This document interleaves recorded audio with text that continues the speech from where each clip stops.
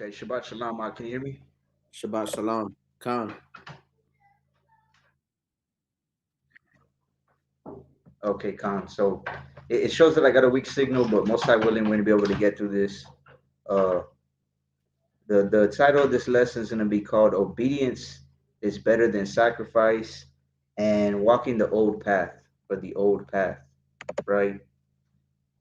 So I'm gonna start off by giving all praises, honor, and glory to the Most High, Yahweh, Ba'ashem Hamashiach Yahweh Shai, which is the name of the Father and the Son in the Paleo Hebrew tongue.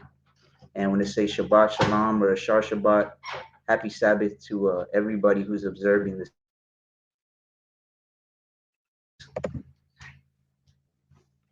So, how you doing today, Art? Pretty good, At. Ashar Shabbat. Shabbat Shalom to everybody watching. Um, Definitely good to be online as well, to receive some edification as well as hopefully most of you can as well. You know, it's always beautiful to get together for this purpose. Khan, most definitely. It's like Hebrews 10 and I believe 24 says, not to, as we see the day getting nearer, the day of Yahweh Shai's return, not to forget to congregate together, right? Especially on the Sabbath. So, So we're gonna go ahead and start in First Samuel 15 and 22. First Samuel 15 and 22. And if it starts lagging, I'm gonna go ahead and, like I told you, I'm gonna turn off my camera if it'll Con. allow me Yeah, to just do that. if anything, I'll just I could turn mine off and then just resort to posting them too, but we'll just play by ear. Okay, Con. So yeah, we're gonna start in First Samuel. As a matter of fact, um, yeah, we'll start on 22, and then we'll go from there. Con. All right, this is First Samuel chapter 15, verse 22. And Samuel said, hath the Lord as great delight in burnt offerings and sacrifices as in obeying the voice of the Lord? Behold, to obey is better than sacrifice, and to hearken than the fat of rams.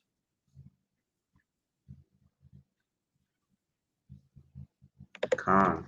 So this is Samuel, daughter of Zion, Shalom.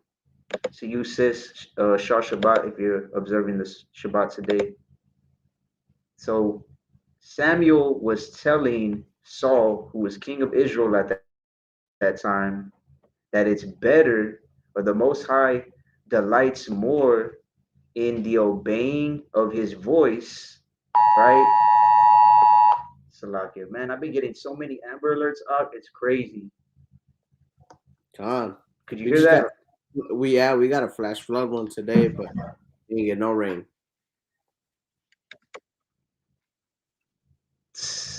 Khan, the Most High is in charge of the weather, right? Con.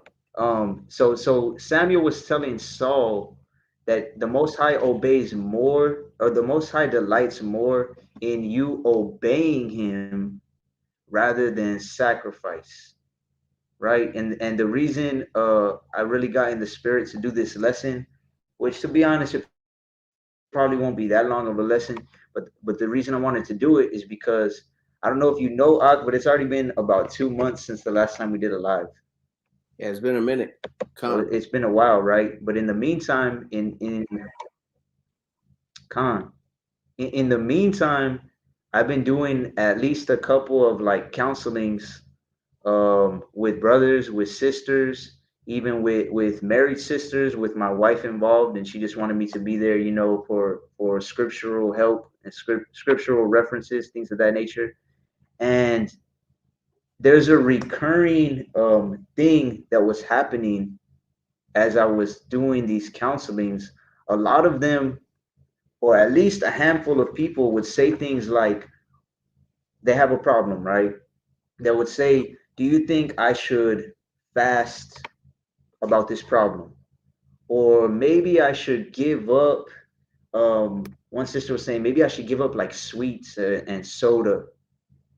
Maybe I should, giving up little things, making little sacrifices, right? Or Con, fasting was a recurring one. Maybe I should fast, not eat for a day or two. And like we did the live on fasting, and I was always saying like, look, that's a good thing to do, but you have to understand that if you're not obeying the Most High in the first place, then all of your fasting doesn't matter, right? The Most High would rather you obey Him than to do make these little sacrifices, whether it be fasting, whether it be giving up TV or social media, fasting from food, which, like I said, that can be good, but it has to come with obeying His voice, or else it doesn't really matter, right? con. So what was happening here in this chapter, for the sake of time, I think we've actually got to the point where we can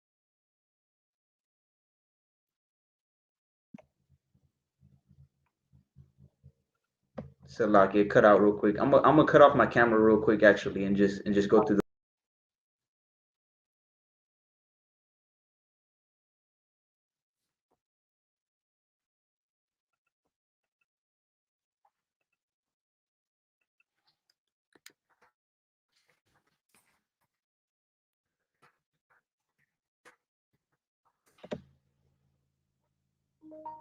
Can you hear me out? Con, I can hear you. Can you hear me? Khan, I can hear you. Con, Okay, so what I was gonna say is that I believe we've gone over this before in a lesson, and we read through the whole chapter. So just to summarize, if you want to read, or Salaki, you can go ahead and read that precept you pulled if you want. Con. This is Mark chapter 4, verse 15. And these are they by the wayside where the word is sown. But when they have heard, Satan cometh immediately and taketh away the word that was sown in their hearts. Con, and we bring this one Khan, you want to often. break that down? Yeah, Con, we bring this one out often whenever we get on lives, or let's say you're talking to a family member who's not in the truth, or you're trying to break something down for somebody, and as soon as you see a breakthrough, or the seed is the word is being sown in their hearts, there's always that truck with the siren. There's always that phone call that comes in. There's always that internet dropping. There's always something that happens that's trying to prevent the word from going out. um and once Khan, you accept the Most High, and start using your spiritual eyes to see everything, you start seeing how everything's spiritual, and we got to take heed to these things and not be ignorant to Satan's devices.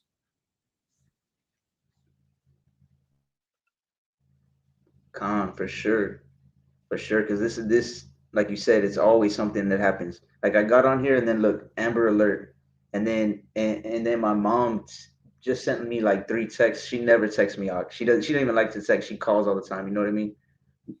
And then the God, signal's cutting out, and I got to turn off my camera. Like it's all Satan working and trying not to let the word get out, or when the word is sown, like you said, like it says here, Satan cometh immediately to take away the word, right? God, So we're just gonna keep pushing the word and keep going through it.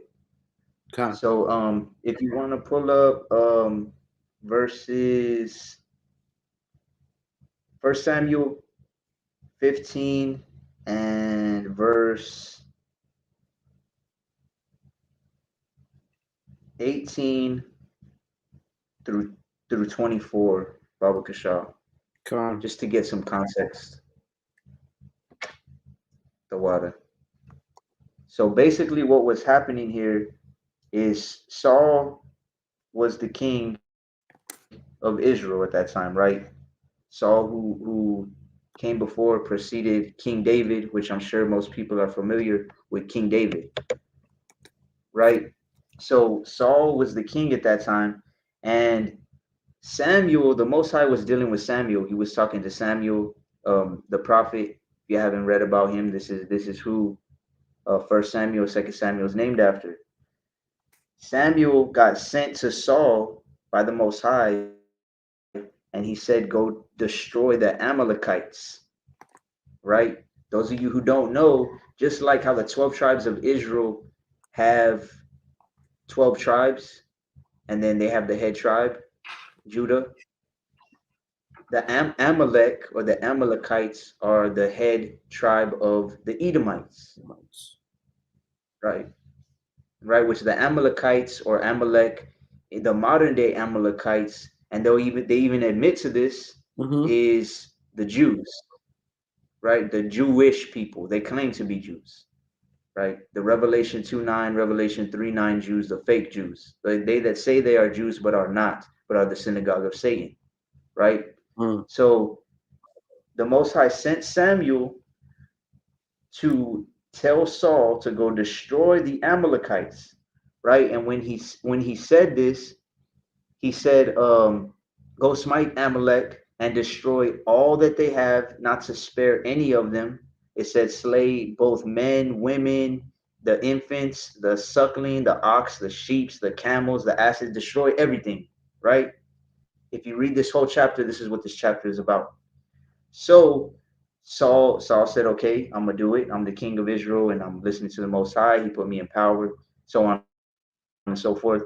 But then when it came to pass that they went to go destroy them, he took Agag, the king of the Amalekites, alive.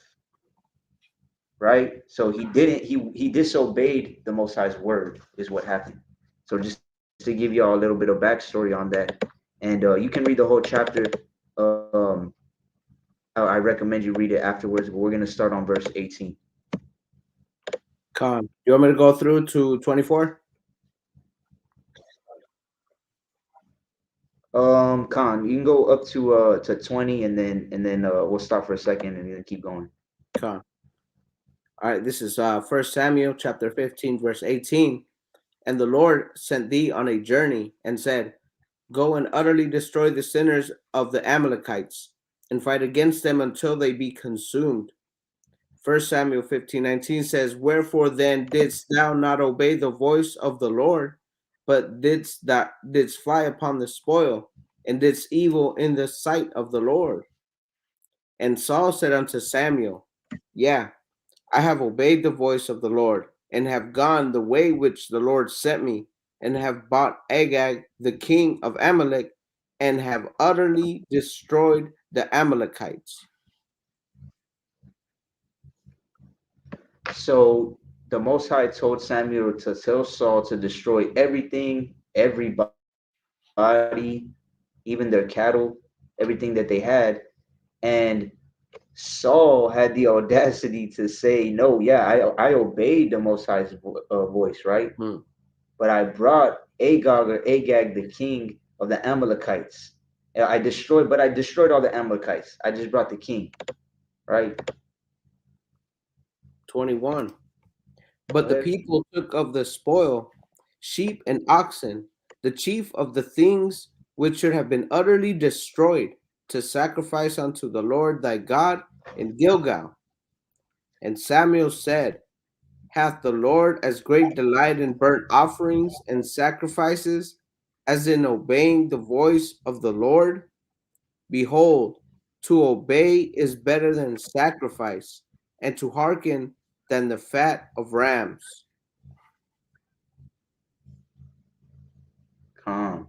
So to obey is better than sacrifice. If you could get Proverbs 21 and 3, Baba Kashal. Come So when you think about it, not only did he not listen to the Most High's voice, right? But he went against his word. He went against what he was commanded to do. He didn't kill all of them. He took the king, and then they also spoiled the sheep, the oxen, and the chief, or the most important things, which should have been utterly destroyed, right? So they took their sheep, their ox, which the Most High said destroy everything.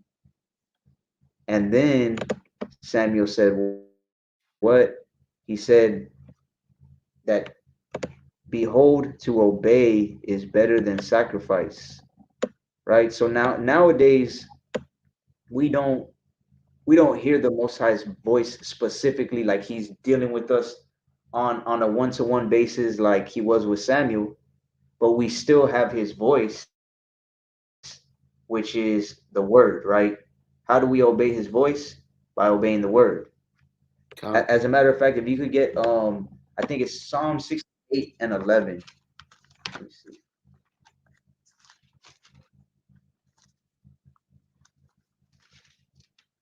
Khan. Psalm 68 and 11, Baba Kashaw. Con.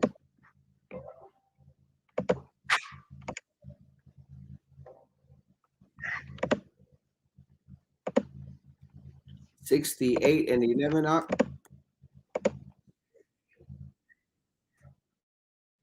Khan. Okay. I'll read what you got on the screen. This is Okay. Proverbs 21 and 3. To do justice and judgment is more acceptable to the Lord than sacrifice. So to do justice and judgment is more acceptable to the Most High than sacrifice. So you can do all these little things that you want if you want to fast.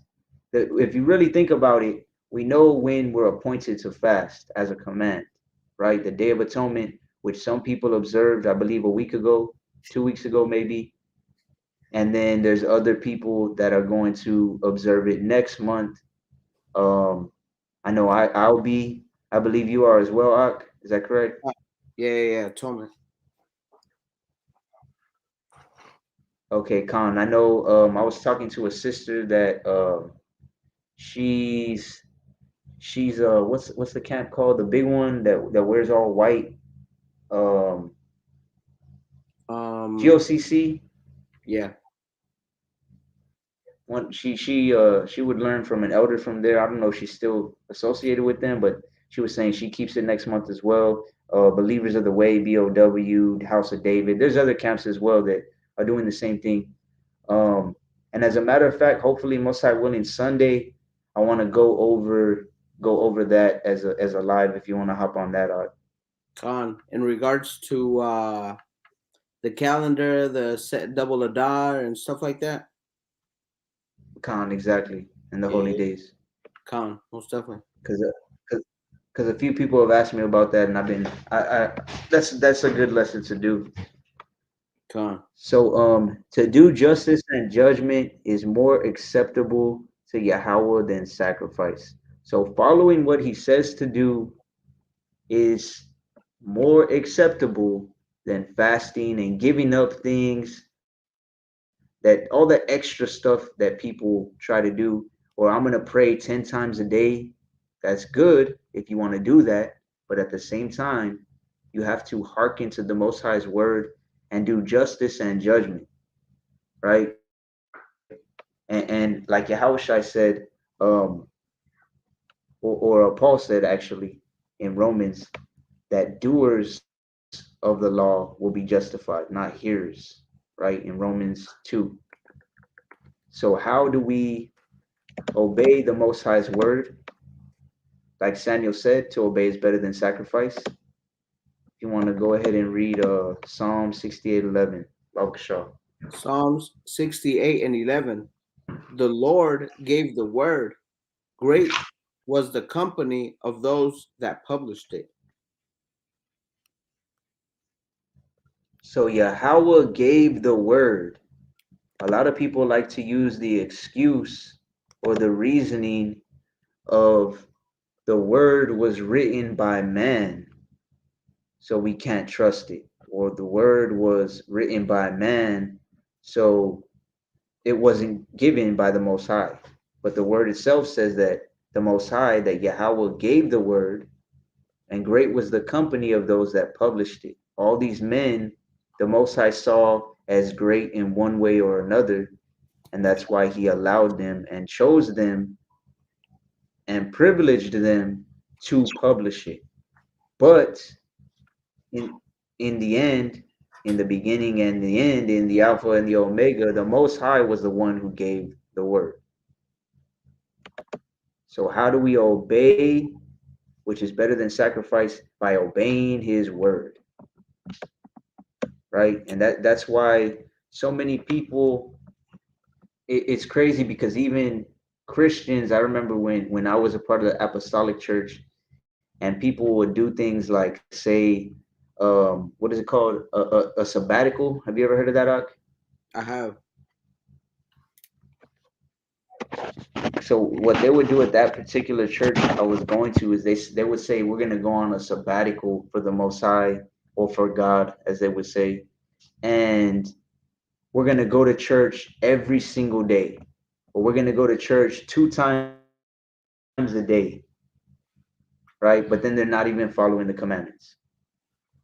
So they're making a sacrifice in their eyes. It's a sacrifice. I'm gonna sacrifice my time and I'm gonna go see Pastor every day, 2 times a day. But right, that's the sacrifice they're making. But it's better to obey what the Most High says than to sacrifice or do these things. Which, when you Um, really think about it, the church that me and my rib went to, Salaki, go ahead. I was just gonna say I understand and agree completely. How many times do you go to church in a week? Every day. That's what I'm saying. All praises. And you know what? I have a screenshot saved that it's like from the book of Acts. It's like a little note somebody wrote, and it says they went to church at this person's house in this verse. They went to church at this person's house in this verse. They went to you know what I mean? We Yeah, are the church. con. We just had church right now. That's why I was kind of late to send you the link. We just finished church. I took like a quick 5 minute shower and then got on here. I was at church and then went to church. Right?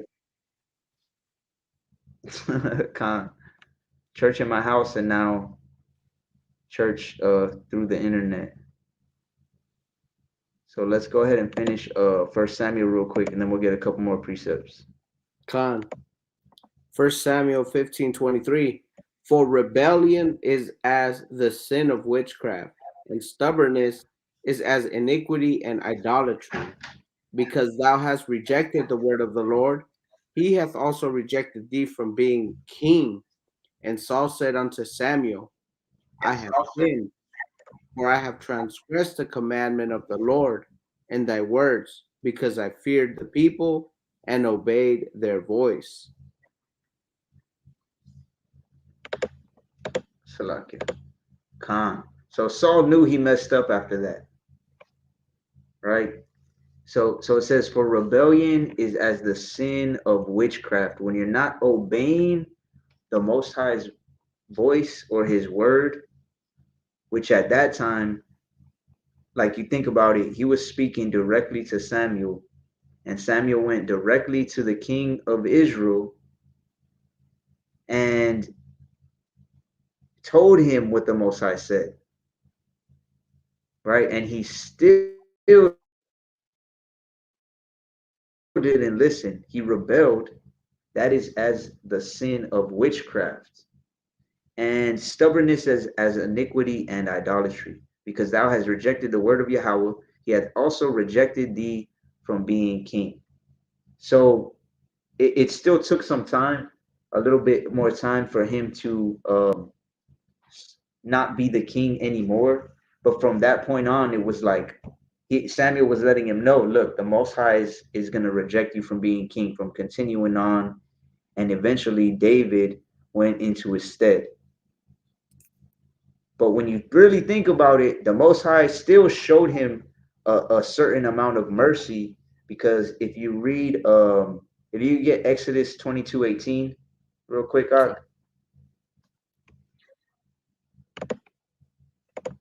and I'm gonna break down this next verse, and then we'll come to that.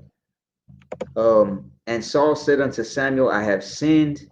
For I have transgressed the commandment of Yahweh and thy words, Samuel's words, because the Most High was speaking through him, because I feared the people and obeyed their voice. Right? So the people were saying, yeah, let's take all this spoil. But guess what? He's the king. It was really up to him if he didn't want to. If he would have said, hey, no, we're not taking anything, the Most High said not to take anything, we have to destroy everything, they would have had to listen because he's the king, right? But instead, what did he do? He listened to the voice of the people, he obeyed their voice, and this is what happened. And this is a predicament that a lot of people find themselves in because they listen or they fear what other people are going to think or what they say, and they obey that over the word of the Most High. Exodus 22:18 says, "Thou shalt not suffer a witch to live." So this is in the law, right? Thou Con, shalt not suffer a witch to live. In reality, a witch or witchcraft, what was supposed to happen? They were supposed to be put to death, right? So when Samuel told him rebellion is as the sin of witchcraft, and he was just getting rejected from being king, he was going to lose his rulership, his kingship. That was actually, in a sense, that was still a mercy that he wasn't put to death for going against the Most High like that, right? You want to go ahead and read these precepts out? James 1:22 says, "But be ye doers of the word, and not hearers only, deceiving your own selves." Con. That's going back to what we were saying a little while ago, right? He was hearing the word of the Most High through Samuel. He didn't even he heard it, right? But he did he do it? He even said he did it. He was like, "Yeah, I listened, but I brought back Agag," right? Con, He was deceiving his own self, but he couldn't deceive Samuel or the Most High. Matthew 7:21. Not everyone that saith unto me, Lord, Lord, shall enter into the kingdom of heaven, but he that doeth the will of my Father which is in heaven. Calm. You want to break that down real quick? I'm gonna look for a precept real quick. So not everyone, this is Yahweh Shai, who the world calls Jesus. Not everyone that says to him, Lord, Lord, pays reverence to him, um, and says they love him, shall enter into the kingdom of heaven. But he that doeth the will of my Father which is in heaven. So those of them who actually follow and are obedient to the will, which is why it's important that also when you pray, you pray that his will be done. Um, Also, it says that if you follow the desires of your heart, so as much as they're in the will of the Father, they shall be done. They shall come true. He shall make them come true, but that's only if you're doing the will of the Most High. Because ultimately, like Matthew 6:9 says, when we pray that His will be done, that's ultimately what we're aiming to do. So not everyone that says Lord, Lord, or that's you know being just sayers of the word but not doers will enter into the kingdom of heaven. Calm, most definitely. And going off what you just said, it just reminded me earlier today. It was crazy because me and my rib and my two oldest daughters were talking about how we ended up getting this place that we're at now, and we're talking about the will of the Father. And I Mm-hmm. was like, man, it's crazy because my will was to get a couple other places, and it didn't go through. And I was telling them like, look, if my will would have been done, we wouldn't have been in a better situation than the Most High's will. That's why it's so important that we're always praying for His will to be done at all times, Con. right? So all praise to the Most High for that, and for any time Just a little example of like when you pray, nevertheless, let thy will be done. The Most High's will is always going to be better for us spiritually than anything we can even think of, Mm-hmm. right? Akisha Sammy, Shalom says Shalom. Mashar Shabbat if you're observing the Shabbat today. Um, yeah, that what you brought when you brought out this precept and you said, this is Yahweh Shai saying, it kind of reminded me of this other precept going along with this. If you could get Matthew 9 Con. and 10, 9, 10 through 13, Baba Kashaf. Matthew 9, 10 through 13. Con. Calm. And just going along with this, because a lot of times we have to understand that the Old Testament, so-called Old Testament, and so-called New Testament always go hand in hand, right? Yahweh Shai, which we'll get that verse in a little bit actually. That's one of my favorite verses, John 1 and 17, where it says that mercy and truth came with Yahweh Shai, right? Moses brought the law, but mercy and truth came through Yahweh Shai. Yahweh Shai just elaborated or expounded and in certain ways simplified certain things in the so-called Old Testament. And I Con. say simplified, but at the same time, he was so deep because he was talking in parables at all the time, and it went over so many people's heads. But when you know and understand the scriptures before he came, the so-called Old Testament, you realize that he was really just quoting it and in some ways simplifying, but like I said, also symbolically expounding more truth on that, Con. right? So a good example, and that's why I'm glad you actually brought up this Matthew 7 and 21 because it reminded me of this verse, and it really goes perfect with this last verse we read. Let me see. Let me pull it out one more time. So if you want to read this verse one more time, and then we'll jump to Matthew. Con. 1 Samuel 15:22.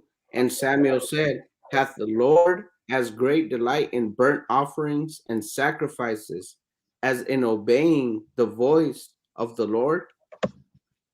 Behold, to obey is better than sacrifice, and to hearken than the fat of rams. Right. So it's better to be obedient than to be sacrificing. Con. Right. And now, literally, they used to sacrifice back then, which we know we don't do that anymore. There's still some Israelites that actually do, Mm-hmm. which that would be another topic for another day, another live. But for the most part, the majority of people don't do this anymore, right? So now let's read what Yahweh Shai said and how it goes hand in hand with this. Matthew 9 and 10 says, and it came to pass, as Yahushua sat at meat in the house, behold, many publicans and sinners came and sat down with him and his disciples. Khan. So many publicans and sinners came and sat down with him, right? Sat down to eat. And when the Pharisees saw it, they said unto his disciples, why eateth your master with publicans and sinners? But when Yahushua heard that, he said unto them, they that be whole need not a physician, but they that are sick.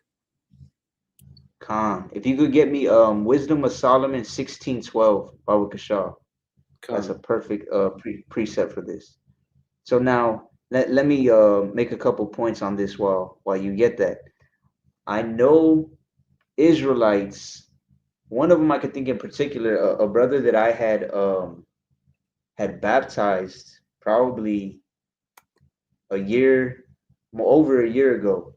One thing that he told me, because I told him, hey, you really need to stop hanging out with these types of people because all they did was smoke weed, they would drink, do things of that nature. And I was like, hey, like you're really putting yourself in harm's way by doing this because he had smoked his entire life and he was going in and out, back and forth, returning to his vomit, as the scriptures say, Mm. a few times with the weed and even with pills and things of that nature. So I told him he need to get away from him.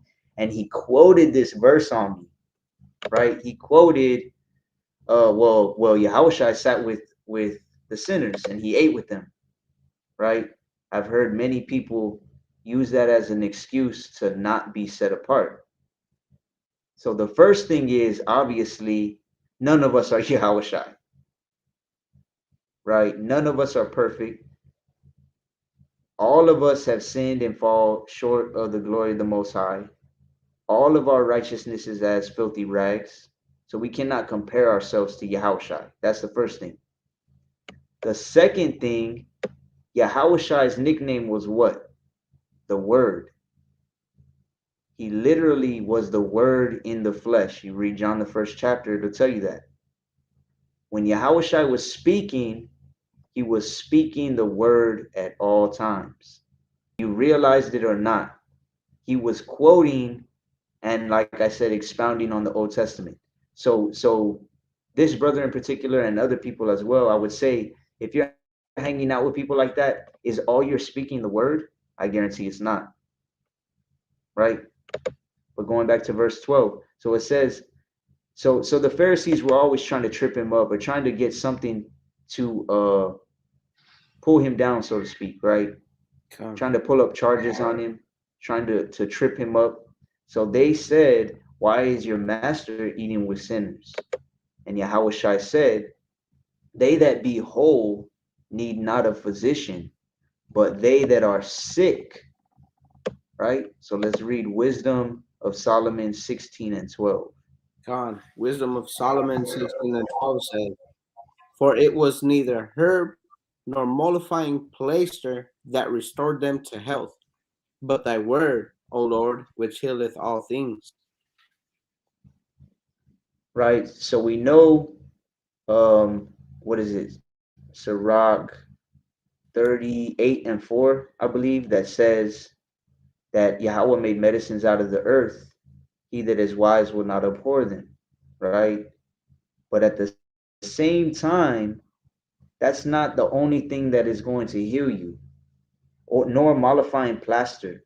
That's like when you make a cast and they use that plaster and they put it, say you break your arm, they put a plaster around your arm, and that helps to heal the bone and make it grow back into place. It says it's not that restored them to health, but thy word, O Yahweh, which healeth all things. Yahweh Shai was the word, right?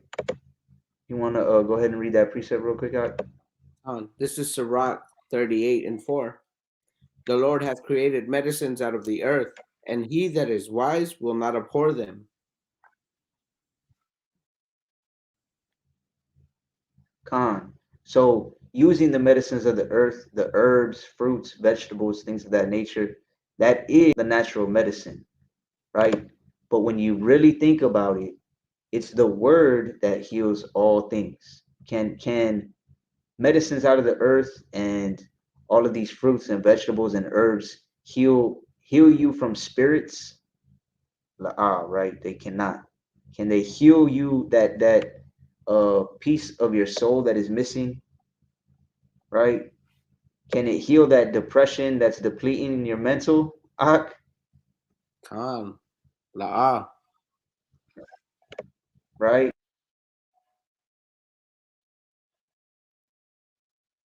Baba Kashaw.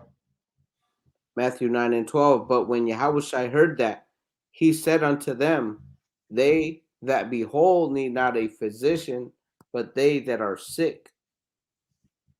They that are sick need a physician, right? And the physician, or the thing that heals all things, is what? Thy word, O Yahweh. He was the word in the flesh. So he was literally sitting with them to try to heal them that were sick. How was he trying to heal them that were sick? By giving them the word, which again, John the first chapter, he is the word in the flesh. But this is the verse I wanted to get to. Go ahead out. Matthew 9 and 13. But go ye and learn what that meaneth. I will have mercy and not sacrifice. For I am not come to call the righteous, but sinners to repentance.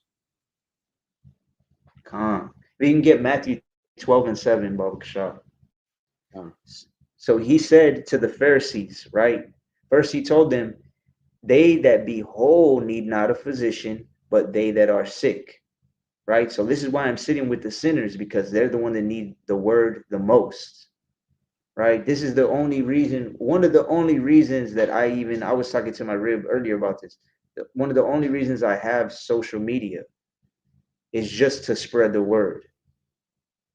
If you look at my, I'm not sure actually. If you look at my bio, I don't even want to you get on the Instagram right now because it's gonna slow down my connection. But if you look at my bio, I believe it still says like waking up and feeding the lost sheep. That's the only reason I have social media, right? Or else, man, I'm telling you, I would not have it. But the point is to help them that are sick. But then he said to the Pharisees, "Go ye and learn what that meaneth." The Pharisees didn't realize or didn't know that he was the word in the flesh. hmm, The Pharisees didn't know that the word heals all things, aka he could heal all things, which is why he was doing all these miracles. Like remember the live we did about the miracles out? um, Acts.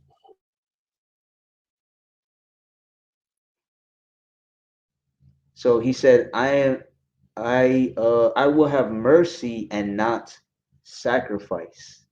Right? So let's go ahead and read this to put it all together. John 1 and 17. For the law was given by Moses, but grace and truth came by Yahushai Hamashiach. So again, he said, I will have mercy and not sacrifice. Yahushai, knowing why he came, knowing the will of the Most High was to do what? To be a sacrifice, to give repentance to Israel, right? Like it says in Acts, the 5th chapter. So he knew he was coming to be a sacrifice. He was saying, I don't need sacrifice. The Most High doesn't need sacrifice. He's coming to give what? Mercy, right? Which also is, like it says here, grace. Grace is the biggest mercy that the Most High has ever given us. Letting his son die for our sins and giving us a grace period, Yahweh was saying, I will have mercy and not sacrifice. I am not come to call the righteous, but sinners to what? To repentance. Now, how do you repent? By obeying the Most High's word. So Yahweh is saying here exactly what Samuel was saying,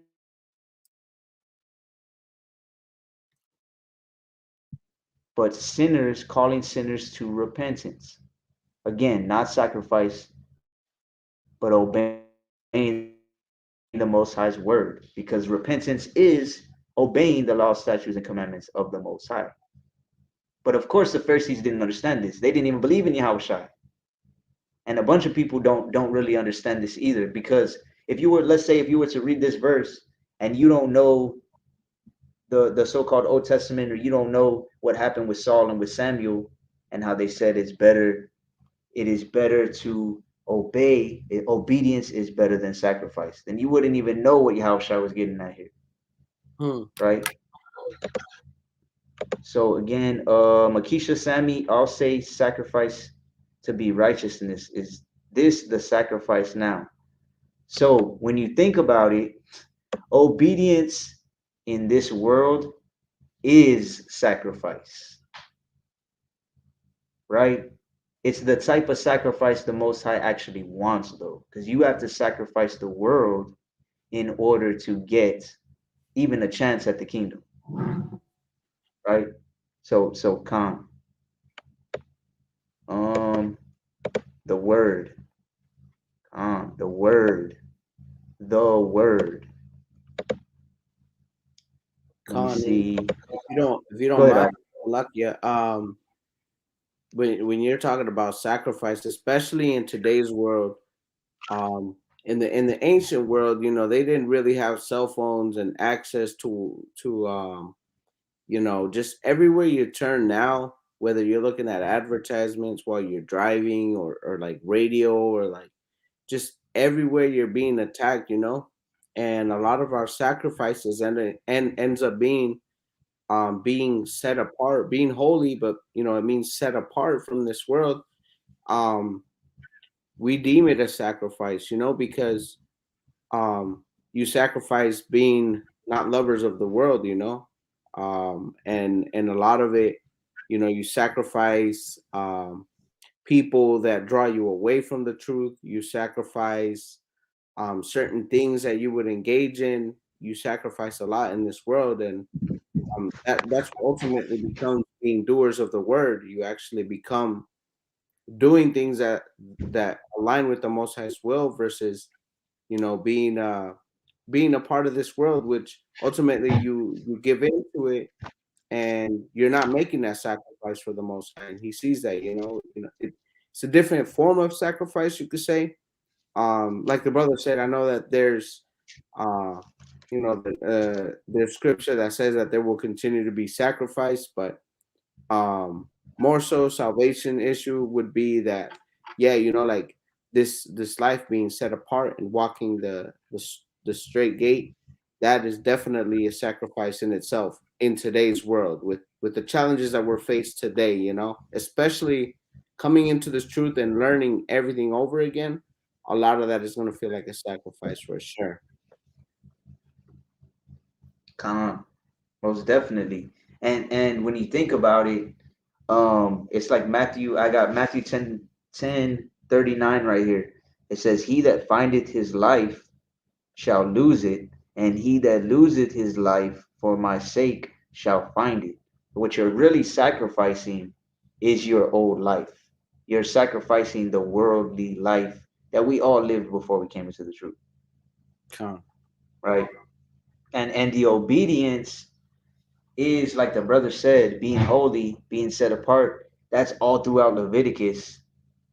It's a law to be holy or to be set apart. That is the obedience. That's why Samuel said obedience is better than sacrifice. Because a lot of times people, like there was a sister that I was talking to not too long ago, and well, me and my rib actually, and when we were talking to her, she was thinking of giving up or fasting or doing these certain things to get closer to the Most High, but there were still certain things, and I'm not going to get into detail, but certain laws, for example, that she wasn't keeping and she knew she wasn't keeping. So at that point, you have to really say to yourself, like, there's no point in sacrificing certain things. There's no point in, I'm going to fast for 24 hours, 48 hours. The Most High didn't tell you to do that, right? The Most High told you to be set apart. The Most High told you to keep the Sabbath. The Most High told you to do specific things. And this is like we've talked about many times, in a lot of the lives, people don't obey a lot of times in these days because they over spiritualize everything. And what I Come. mean by that is, and what I mean by that, for those of you who haven't heard us talk about that before, is they try to, what did you say the other day, Ak? How you were saying about something about the Sabbath? I think you said you can't feed chickens on Sabbath or something like that. Fine, being over righteous. I said that Con, am I'm driving on a Sabbath, that con, means, I'm firing pistons in my car. Did I just start a fire? I just got up to go feed my chickens. Did I just labor on the Sabbath? But it's just, like you said, over spiritualizing everything, that it, follow the commandments, and his commandments are not grievous. First John 5:3. con, most definitely. And exactly, like being over righteous is a huge problem. You can't. There's certain things that people will just add to the scriptures, right? And really, like it says in the last chapter of Revelation, if you add to the scriptures, he's going to add to you the plagues of the book. If you take away from the scriptures, he'll take away your part out of the book of life, out of the kingdom, right? So we have to be very careful with that. But at the same time, like when you're over spiritualizing things, you can't over spiritualize the 10 commandments. You know what I'm saying? Like it literally is, he's just telling you, do this. Don't have, I'm the Lord your God who brought you out of the land of Egypt, the house of bondage. You'll have no other gods before me. That's plain and simple. Don't Salaki. have other gods. Go ahead. Um, it's funny because I was just working on this today. How you said don't overcomplicate it. Okay, so then if we just go Con, back to the Ten Commandments, I was writing them in the Paleo Hebrew, and it simplifies con. it even more. Yep. To where, like, if you read the King James, it talks about the Sabbath and it talks about what not to do. Or even like if you were to read do not commit adultery, like it's just this long sentence. In the Hebrew it literally just translates to do not you adultery, just like Con, just don't do it, that's it. con. That's a good point because they when they translated it, they had to. It's like the same thing with shalom and shalom, right? How they infuse different vowel points into the Mm-hmm. words, so they really extended the word. And it's the same thing with the whole the whole Bible, really, right? They just added on all these extra words because English is a more, I guess you could say, eloquent language in the sense of there's more words for everything, you know? Mm-hmm. So instead of no steal, it's like thou shalt not steal, right? So yeah, that's a good point as well. But going back to the whole thing is you can't over spiritualize the commandments, Okay. right? When he tells you be set apart, you need to be set apart. There's no point in sacrificing and doing all these other things if you're not going to follow his word in the first place. So if you want to go ahead and read this verse out. Matthew 12:7. But if ye had known what this meaneth, I will have mercy and not sacrifice, ye would not have condemned the guiltless. Calm. So again, going back to John 1 and 17, grace and truth came with Yahushai. Mercy came with Yahushai. And there's no longer need to sacrifice, right? And ye would not have condemned the guiltless. And the perfect example of that, or one of the first, maybe it might be the first actually, if I'm not wrong, examples of that, him giving an example of with him came grace, is when they were going to stone the woman, the adulteress, right? And they were already, they all had stones, they were going to do it, and it's according to the law, that was what's supposed to happen. And then what did Yahushua say? He said, ye that be sinless cast the first stone, right? And what happened? They all, damn, we've all sinned, right? That Mm, was him giving that example of grace, giving that example of mercy, and giving that example of, because I'm bringing mercy and grace, you can no longer condemn somebody like that. Because then what did he tell her after that? He said, go and sin no more, right? come. So who's to say maybe she turned around, she repented, and she makes it to the kingdom, right? God's elect, Shalom tribe, Shalamak. I've been waiting for this. I thought something happened to y'all. Something did happen, but it was a good thing. Shalom, I shalom.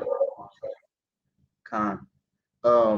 What happened with me is I had to move two times basically in the past month. So yeah, I was real busy, and then I didn't have internet for a while, and then I was working two jobs for about a month. So there's a time and a season for everything, like it says in Ecclesiastes 3, and it was just the time to concentrate and focus on family and getting things in order.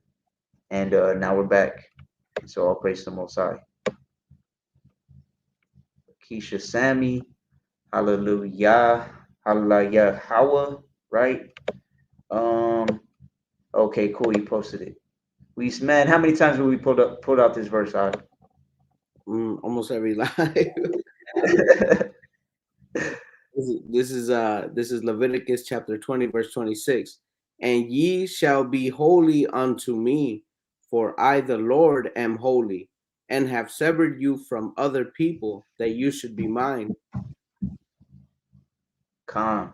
So when you look into the word holy in the blue letter in the Hebrew, like the brother said, it really means to be set apart from the world, Con. right? Just like the Most High is set apart from wickedness, just like light is set apart from darkness, we're supposed to be holy. We're supposed to be set apart from the world, right? God's elect. The reason why there's no sacrifice now is because we are being trained to be like Emmanuel, and I'm assuming that you mean Yahushai, and we come in His name because we know that they call him Emmanuel, and we will have rulership over the earth when Emmanuel comes back. Khan. So if you could give me, I think it's Hebrews. I believe it's Hebrews 9:13 and 14. Hebrews 9:13 and 14. So Khan, Ecclesiastes 7:16. Be not righteous over much, neither make thyself over wise. Why shouldest thou destroy thyself? Khan. And that's something that I always give that example that you gave. Man, I don't even know how long ago, but when we were saying like about cookies, right? I bought some cookies at the store. It didn't have nothing bad in it. It didn't have no pork, no gelatin, no carrageenan, nothing, right? And then maybe there's some brother that's, hey, nah, you don't know if that was made on the Sabbath, right? Con. My Yeah. daughters love that example. Or the also, yeah, that's a good one for being over righteous. Um, the other one I think would I this is something I need to work on too is when you're going through packaging, just making sure you're not willingly, committing a transgression. You're going through the ingredients, and it's like hypoglycemia, uh, like red 40, blue 12, blah blah blah blah. No pork, we good. Con, Not just because con, it's not in the law doesn't mean it's edifying. I saw someone post that just because it's not in Torah doesn't mean, like you still got to use discernment with things like that. con. Yeah, like my daughters already know if, because my oldest daughter who's 12, she's the I always joke with her. I'm like, you're the food checker. She'll go through all the ingredients and everything. You know what I mean? And they already know if it says red 40 or anything like that. They won't even ask. They just put it back. You know what I mean? Con.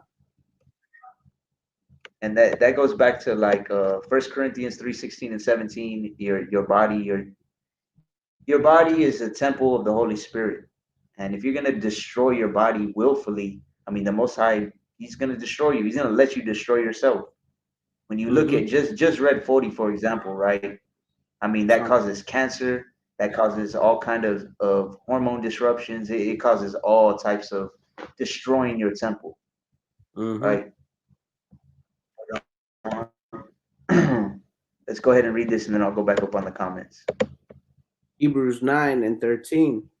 For if the blood of bulls and of goats and the ashes of an heifer sprinkling the unclean sanctified to the purifying of the flesh. So it's saying if the blood of bulls and goats and heifers, cows, if that could make the unclean sanctified and purify them, right? Because back then you would have to sacrifice for your sins, right? If that made you clean, go ahead. How much more shall the blood of Christ, who through the eternal Spirit offered himself without spot to God, purge your conscience from dead works to serve the living God? Khan. So how much more shall the blood of Hamashiach Yahushai, right, through the eternal Spirit, through the Holy Spirit, offering himself without spot, because he was the only one sinless, right? How much more should that purge your conscience from dead works to serve Yahweh, right? How much more does his blood cleanse and purify us? But here's the thing. It's supposed to purge your conscience from dead works. I remember when we had that little study arc and that conversation right before you got baptized. And as a matter of fact, if you want to pull up Hebrews 6:1 and 2, Con. those were two of the verses we went over. And I remember you saying something along the lines of you felt like the Most High really set it up perfectly for you because you went in the order of this foundation, right? Which is talking about partially here. So I'll come back to this right now. Hebrews 6 and 1. Therefore, leaving the principles of the doctrine of Christ, let us go on unto perfection, not laying again the foundation of repentance from dead works and of faith toward God,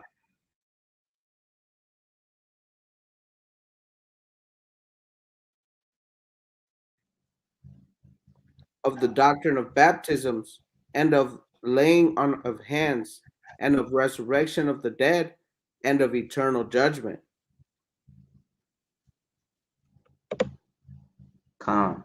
So when it said it has to purge your conscience, right?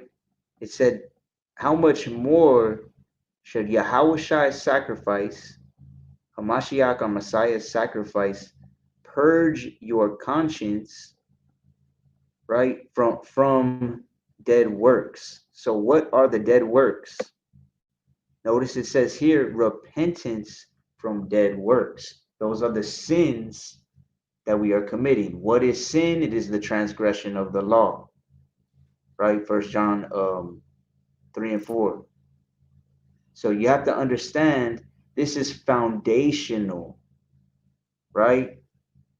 When they build a house, you build the foundation first. A lot of people, the majority of people in the world don't have the foundation yet, which is repentance from dead works. A lot of people have faith, but it's blind faith, or it's not faith based on wisdom, right? And then I remember I brought this out because I remember you saying, and now the doctrine of baptisms, I remember you saying something along the lines of like, yeah, I read through the whole scriptures, right? I started repenting, you had faith, and then doing that obviously builds up your faith. And now the doctrine of baptisms, which we know the baptism of fire, of the actual water, which you did, which that is faith and works manifest together, you know. And then obviously resurrection of the dead, which we could be doing right now and we don't even know, Con. right? So somebody could be watching this right now, and I remember you had said somebody had asked you that you didn't even know was like really in the truth, or they're not. I can't remember how you said it. That there was someone who asked you, "Hey, when y'all gonna do a live?" Con. Yeah, You yeah, yeah. remember that? Someone who, yeah, it's and I shouldn't really put past judgment, but it was someone who isn't necessarily in the truth, just someone that is a dear friend of mine that I wasn't really thinking would ever ask that, and then you never know who's watching, you never know who's going through what, but you might always be feeding that one person that and I'm just happy, to be used as a vessel by the Most High, as I'm sure you are, to be able to bring it out to people, because I know how grateful I am when I was coming into the truth. um you're trying to seek the most righteous path, and there's a lot of information out there, so I was just grateful for all of those things, and for someone to be saying that to me, like when you guys doing another live, like I was like, oh, that's tight. That's all praises to the Most High. We're working on it. Con. That's a beautiful thing. You know what I mean? When because I've had that happen to me as well, where it's like this person asks about it, or they'll ask, they've asked me questions before. Oh, you remember when you did that one lesson or whatever, and you said this? Like, what verse was that? I'm like, man, I didn't even expect this person to not only to be watching it in the first place, but to be into it enough to I need to find that scripture again. Like that stuck God, with me. You know what I God, mean? yeah. And that goes back to 15 and 10, how it says there's joy in the presence of the angels of Yahweh over one sinner that repents. So you never Mm, know if that one person that's watching, that could be the person that gets resurrected from the dead spiritually, right? So that's a beautiful testimony as well. Let me go back up real quick to Hebrews 9:14. So it's saying how much more will Yahushai uh cleanse you, right? Which is why he was the ultimate sacrifice. But notice it says it's supposed to purge your conscience from dead works to serve Yahweh. In other words, mm, you're supposed to put away those old sins, right? Martin Anderson and Kayla Anderson, if you make yourself too wise, you overlook the meek. So Khan, for sure. I've seen that happen too many times to even count. Right? And that's why we have to do our best too. to stay humble. Salaki, go ahead. I think you were just gonna talk about it. Like me coming in. I remember I would ask certain people, and you know maybe I'll get like a so what response, or not like a so what, but just where pride, where the pride is. You can kind of see it, whereas you can see those that are humble and are willing to go out of their way to guide you, especially when it came to scriptures. And I try to be the same way too. When someone reaches out, I make sure I do the most to give them my undivided attention when it comes to that kind of stuff, because you don't know, who you could be feeding. It's a beautiful thing. So I agree with that statement. Khan, for sure. It's the same thing here, especially when I was coming into the truth at first. It was like reaching out to certain people, and you could tell the spirit that they were in. You know what I'm saying? You could tell if it was a spirit of humility or meekness, or a spirit of pride and haughtiness. Come. So let me go back down. So wisdom, so that's a good one right there. Wisdom is application of righteous knowledge, right? And when I first started teaching or doing lessons, probably like 3 years ago, I would always give the example because I used to teach like 50 something children jujitsu classes. And there was this one kid, man. I would show him something, and like I would show him one time, and he would be doing it already. You know what I'm saying? He would pick Mm-hmm. up that knowledge. I would tell him, "Hey, well, come. Okay, you're gonna show the move." Like I would be like, "Okay, who wants to show the move after they practice?" He would always raise his hand. He would come and he would do it. Boom, he would do it. He would do it correctly, and everybody would be like, "Man, why does he always? He's able to do it. He had the knowledge, right?"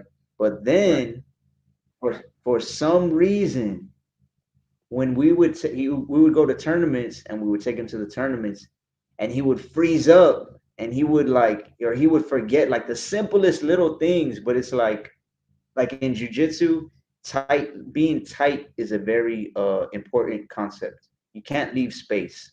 Let's say you get an armbar, a choke, whatever. You leave the littlest amount of space, and they're gonna get out of it, right? He would like forget these little details, and he couldn't apply that knowledge. And that's the same thing with the truth. Like you can have knowledge of the scriptures, but wisdom is being able to apply that knowledge, right? So that's why a lot of people, that's why it says wisdom is the principal thing, right? Wisdom is the principal thing. Get wisdom, and with all thy getting, get understanding. People have knowledge of the Bible. Like you have scholars that study the Bible their whole lives, and they can quote scriptures left and right, but that doesn't mean they have wisdom because they're not applying the knowledge, right? And that's something that we see even in the so-called truth and amongst the Israelite community, amongst Christians, amongst all people from all walks of life, right? Um, as a matter of fact, let's kind of change the topic real quick. So the name of the lesson is obedience is better than sacrifice, and then the old path or walking the old path, right? So if you want to get Jeremiah 6:16, Baba Kashaf, Come. we'll just go over a couple verses real quick, um, and then I'm gonna go ahead and close it out. But tomorrow, either tomorrow or Sunday, well, I guess on Sunday, Ark, if you're down to do that, about the holy days and the whole calendar thing and all that, Yeah, most the definitely, live. most definitely.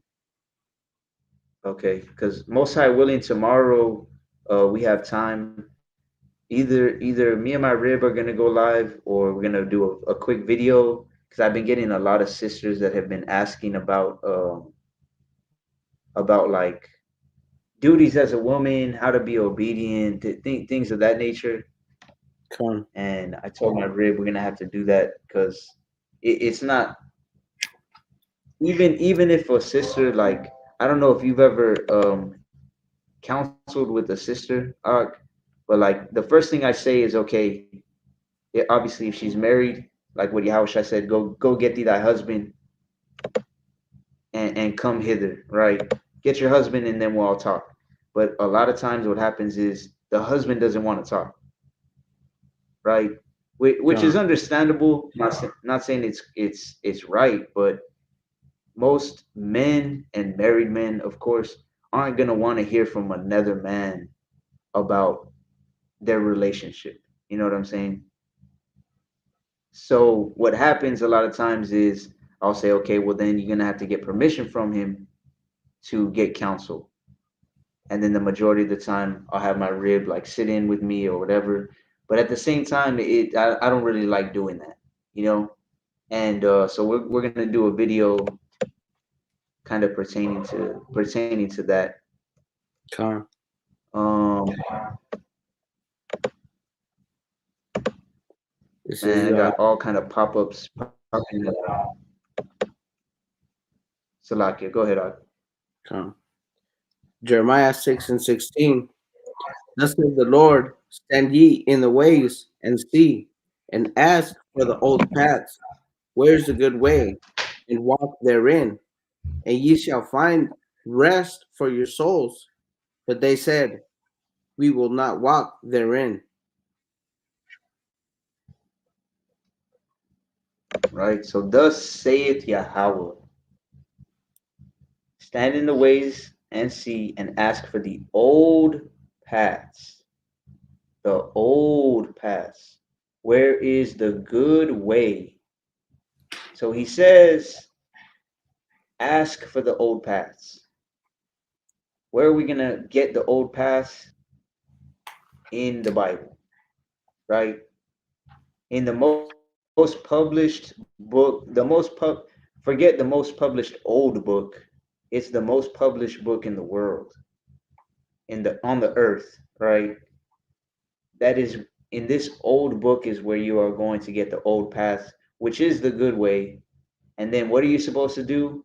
Like you were saying earlier, walk therein, right? You have to be doers of the word. And then what will happen? You'll find rest for your soul. I see a lot of restless souls everywhere I go, right? But they said we will not walk therein. People are too set, too manipulated and brainwashed into the new paths, right? The new, I know me and you at one point in falling into some of that new age type of beliefs, Con. Oh, right? And most that's just definitely. the smallest example. Salakia Khan. What are they called? Crystals and chakras. But now All of that. I heard that, yeah, I heard the brother Jomar opens Apocrypha and he doesn't open up chakras up, right? You already know, man. But another inside joke, right? Unless you heard his music, which you should. Go to his YouTube or his SoundCloud, Jomar's Most High Supplied. Man, I've been working in the barn every chance I get, or in the gym. Man, bro, I don't know how many times I've heard that. I don't know how many times I heard the whole. I just let the whole album play, and then I hear our new one too. I listened to it on But YouTube because it'll play through the one we just put out, Tribal. con, I have both. I'll put Most High Supplied, and then when it's over, then I'll go to the tribal. You know what I mean? And Con, then I'll put on the Book of Proverbs or Ecclesiastes. Man, I must have heard Ecclesiastes the whole book at least like 5 times this week. con. But it's See crazy. that? It's crazy how Salaki. Go ahead. Oh, I was just gonna say. I remember us on the last live we did. I think somebody asked, about music and stuff like that. But it's a good way to, like not be idle. And even when you are, even not just idle, but in your thoughts and stuff like that, just to have stuff like that playing is really scripturally based.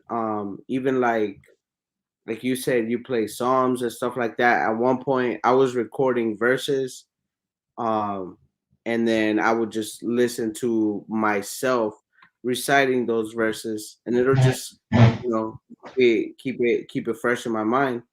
Um, and then there's a lot of methods you can do to not remain idle. Like you said, you were working and you were just listening to stuff like that. It keeps you in that spirit. Con, most definitely. The last job I had before I started my own landscaping business, that's what I would do too. I was it was when I first came into the truth, probably like and then like you said, I mean, we still got to do a live going over like a few songs and just show how many verses are inspiring each or how many Bible verses are inspiring the verses that we write. You know what I mean? Yeah, most definitely, most definitely. I did one. Not to get too off topic for the people, but I did like a reel where I quoted a song. I believe it was one of my songs. I don't remember. But I did a song, and then for each line of the verse, I would reference a Bible verse. Just Yo, kind of, Khan.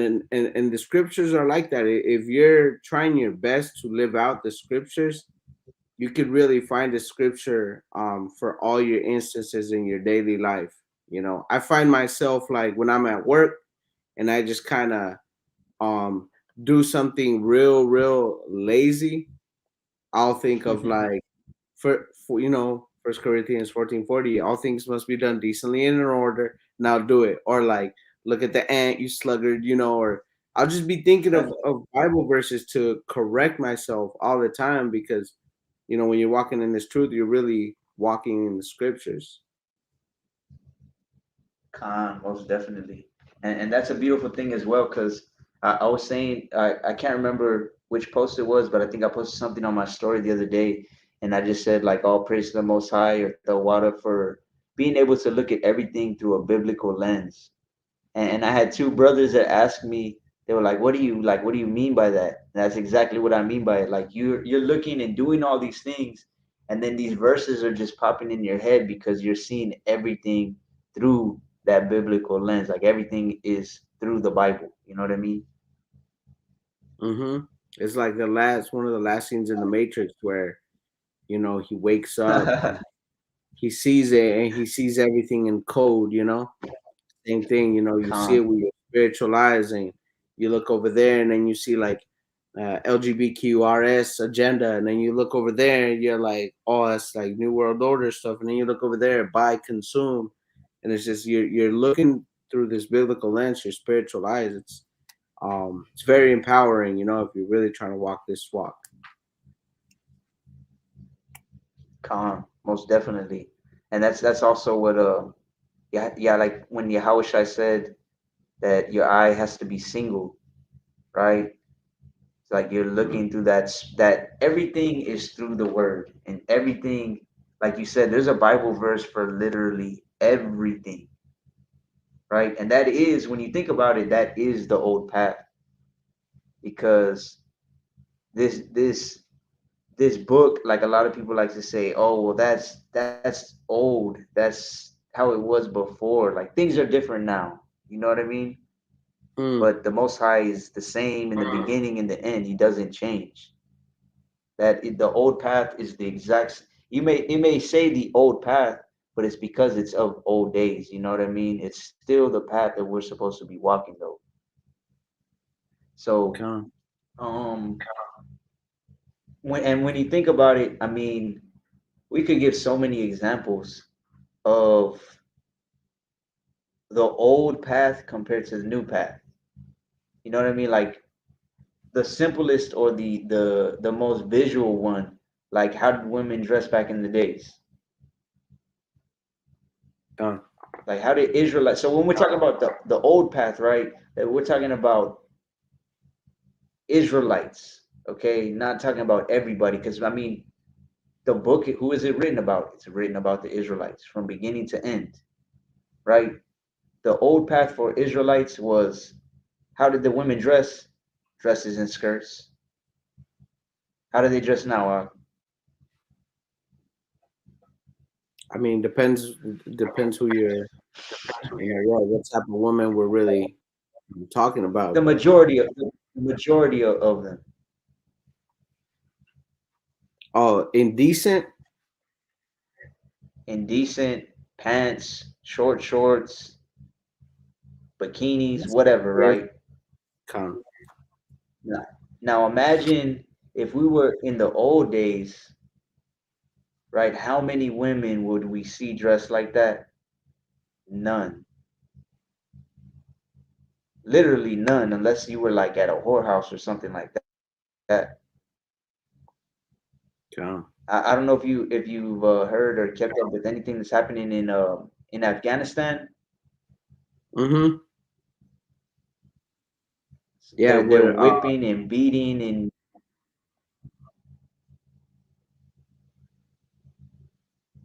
go ahead, Salakia. It's like going intermittent. you're good. You're good. I was just gonna say, yeah, they're um to put it in just simple terms, they're coming down hard on you know um breakers of their standards, like the morals that they live by. It would be like us, um, you know, or like America really honing down on how women dress. Like there's an image where they're all like in their what is it called, their burqas, like just covered. Con, con. They even made a law that I just heard it on the radio a couple days ago, and I never listened to the radio, but my mom she asked if I could go fill up her truck at Walmart, and she listens to some AM station, and they were just talking. There was some dude talking, and man, he sounded pissed off. He was saying that in Afghanistan, in one of the provinces, you know how they took it over or whatever, that all the females that are in college, they can't go to college at the same time as the men, like it has to Mm, be after the men go.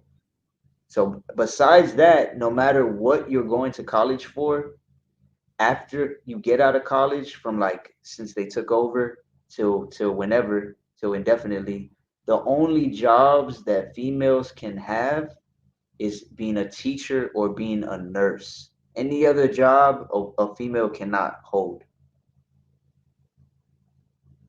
Which, when you think about it, if we're going back to the old past, and I know a lot of women aren't gonna like this, and me and my rib will probably talk more about it tomorrow, talking about being a homemaker and housewife, things of that nature. When you really think about it, back in the days, this is the life that women were actually living. You know what I'm saying? Back in the days, women weren't independent. Let's just put it that way. In Afghanistan, this is what they're going back to now. When it comes to the dressing, when it comes to, and I mean, there's many verses we could pull out on that. First Timothy 2:9, um, Deuteronomy 22:5, Titus 2, like 3 through 5. Women are supposed to adorn themselves in modest apparel. Women are supposed to be discreet. Women are not supposed to wear that which pertains to a man, just to name a few, right? That was the old way, and now the new way is pants where it leaves nothing up to the imagination, right? Skirts so high that you could see their butt cheeks all hanging out. Short shorts, the exact same thing. Tights where you could see the outline of everything, right?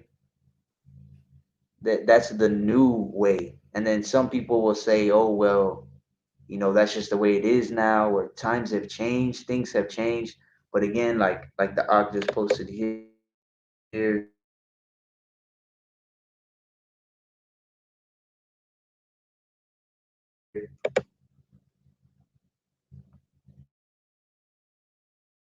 Salak, and my computer's slowing down.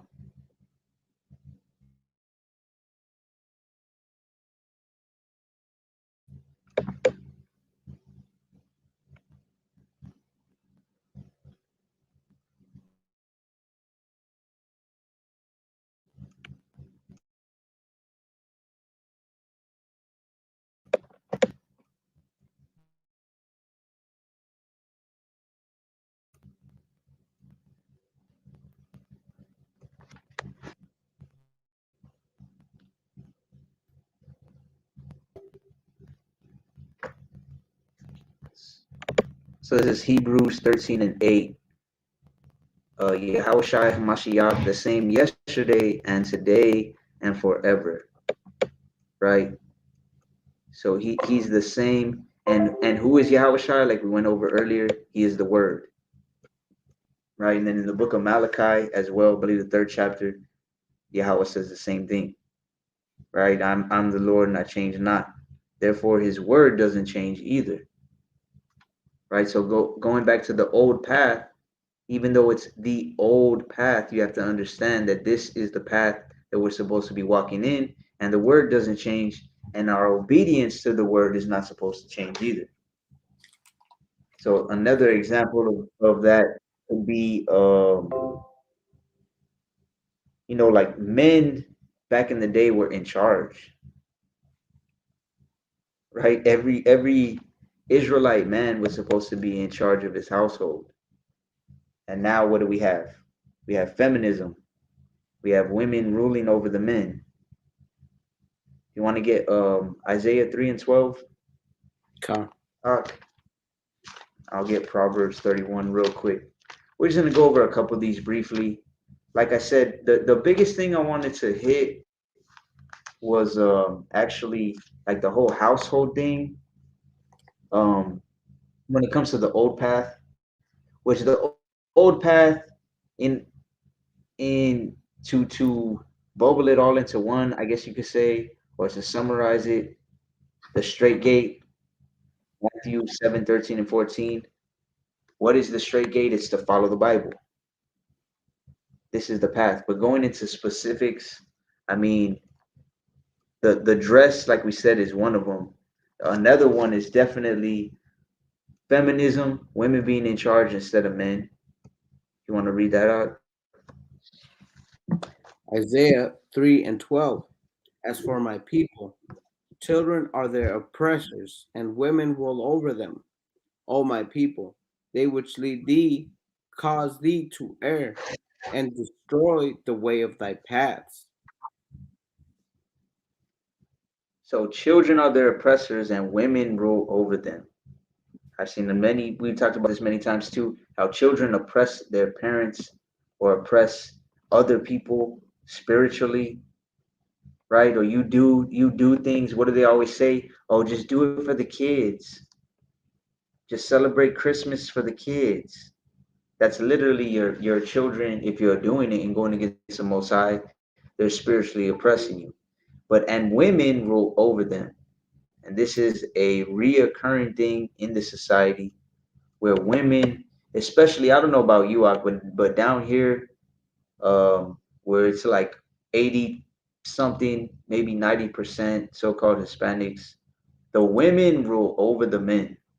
We had went to the laundromat not too long ago, um, because we're in the process of moving, and I was taking out some.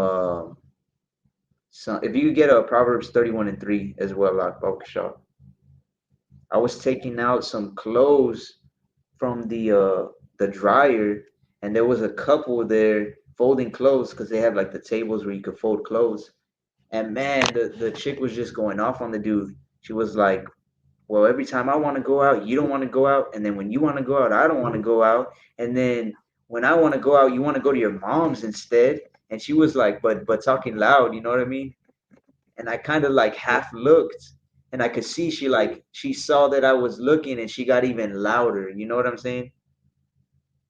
And I was just thinking like, damn, if this dude only knew how it's actually supposed to be, you know what I mean? And I kind of tried to look at him like kind of make eye contact, and he just looked away like, damn, like he didn't even want to make eye contact, you know what I mean? Which is Pretty punk. understandable. Con. Khan, his chick was punking him out, right? Mm-hmm. And this is what happens. This is the opposite of the old path, right? Um, you want to go ahead and read that one first? First Corinthians 11:3. But I would have you know that the head of every man is Christ, and the head of the woman is the man, and the head of Christ is God. So this is the order. The man's supposed to be the head, and that's why the brother posted this. First Corinthians 14:40. Let all things be done decently and in order. So all things are supposed to be done decently and in order, which meaning according to the word, right? The order that the Most High set up, and this is the order for the household, for the marriage, for the relationship, whatever you want to call it, for the union. The man, just like Yahushai in Matthew 19:16 and 17, someone came to him and he said, good master, what good things do I have to do to get eternal life? Right? What do Yahushua said? The first thing he said before he answered, he said, why thou callest me good? There's one good, and that's the Father in heaven. So just like Hamashiach has a head, his father, the Most High, Yahweh, the woman has a head too, and that's supposed to be the man. And the man has a head too, and that's supposed to be Hamashiach, and then of course the Most High. But Hamashiach was the example we're supposed to be living out, right? So that's the order things are supposed to be in. So the old way was the man was in charge, the man was the head, and now with feminism and all these things, now it's the opposite. That's the new way, right?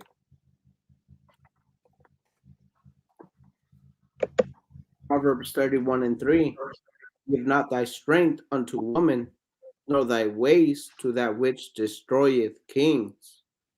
And And they just actually, this one, I had talked about this one a long time ago with somebody. Like, it doesn't just mean give not thy strength to the woman, like when you're in the household, and it says in Sirach also that I was just reading it right now, when she maintaineth a man, that that's when also they feel the entitlement to rule over them in a way that um might be that there's definitely out of order.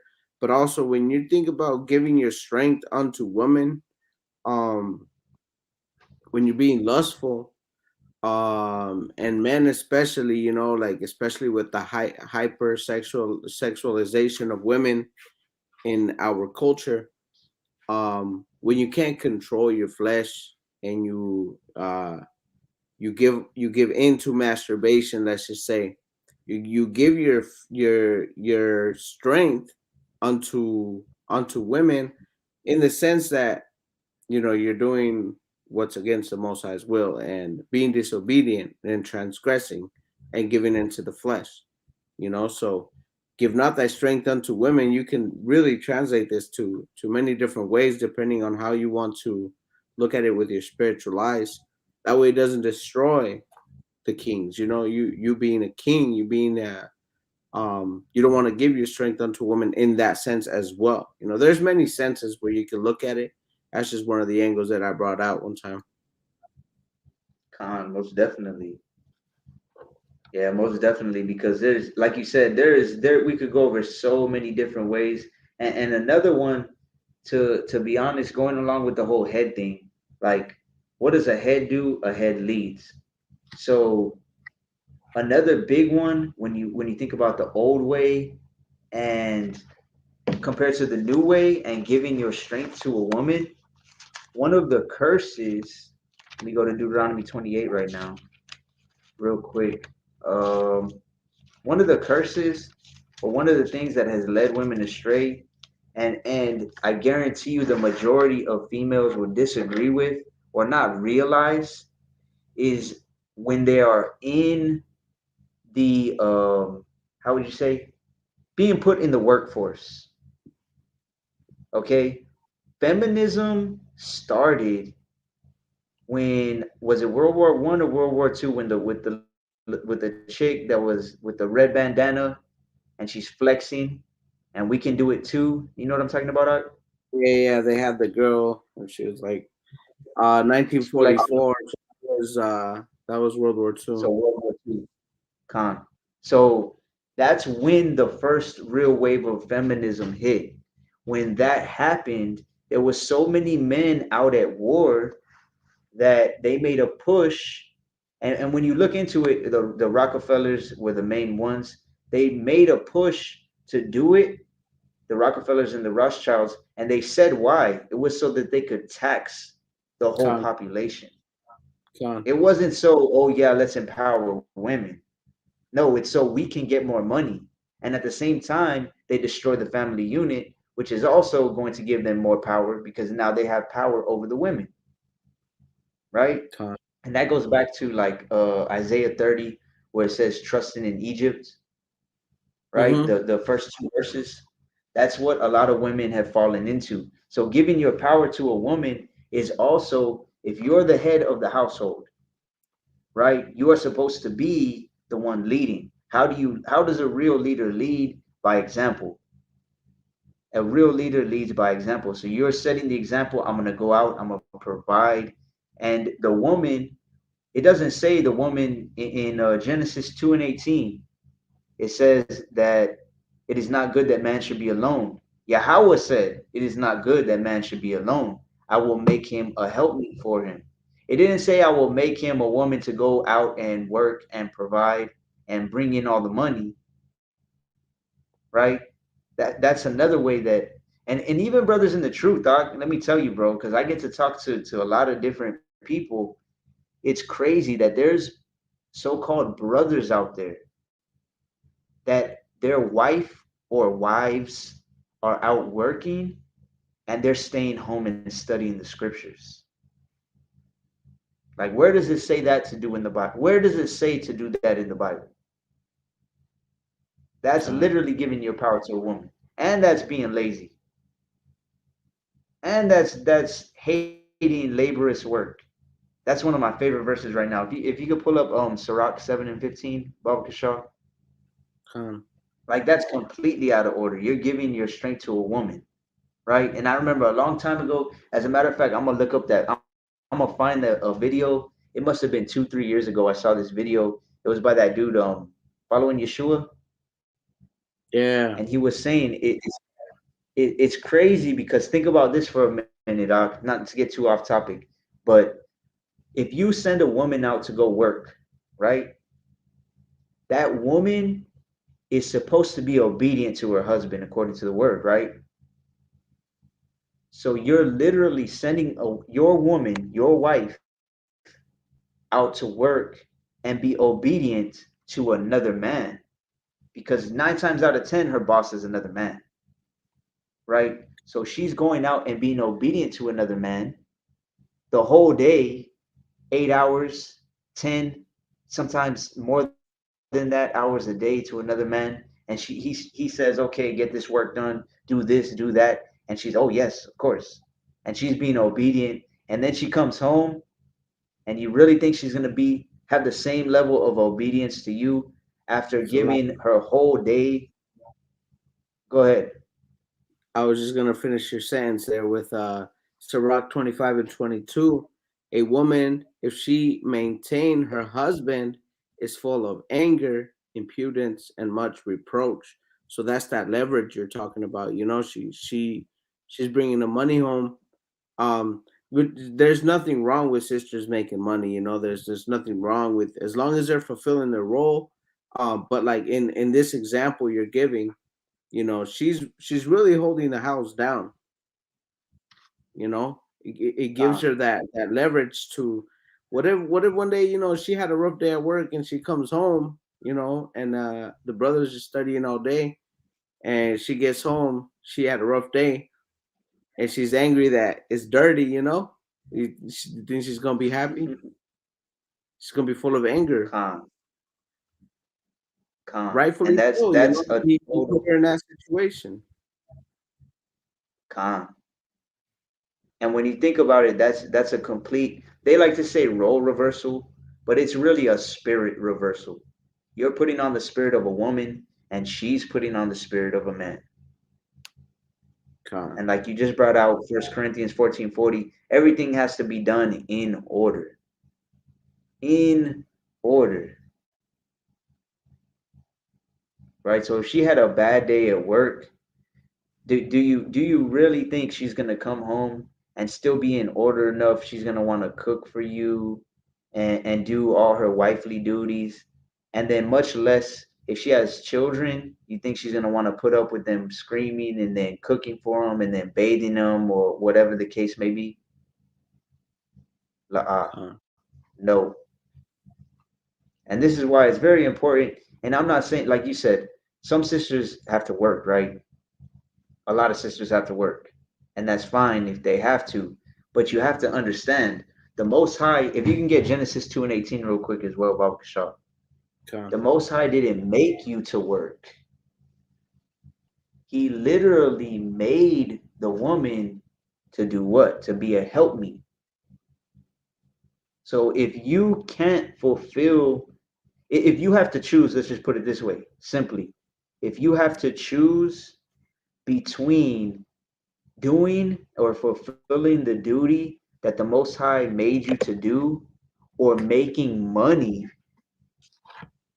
I recall a scripture that says you can't serve the Most High and mammon. So if you're choosing, if you're married, right, and you're choosing, I need to make money, and it's not allowing you to fulfill your duty that the Most High made you to do, then you are then serving mammon and you're not serving the Most High. Go ahead, Art. con. Genesis 2 and 18. And the Lord God said, it is not good that the man should be alone. I will make him and help me for him. So that's literally what the Most High made the woman for. It didn't say, I will make him someone to provide and to go out and make money. I'll make a help meet for him, right? And then it goes on and says how they'll become one flesh and they'll be married, right?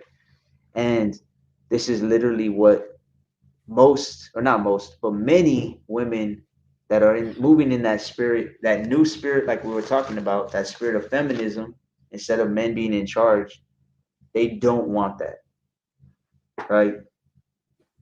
And that really comes back to Well, that could be another point as well. Like just being married in general, right? When you think about think about all the people, because we're talking about the old paths, right?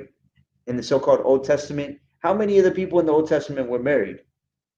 Noah, Abraham, Isaac, Jacob, all everybody that's from the 12 tribes.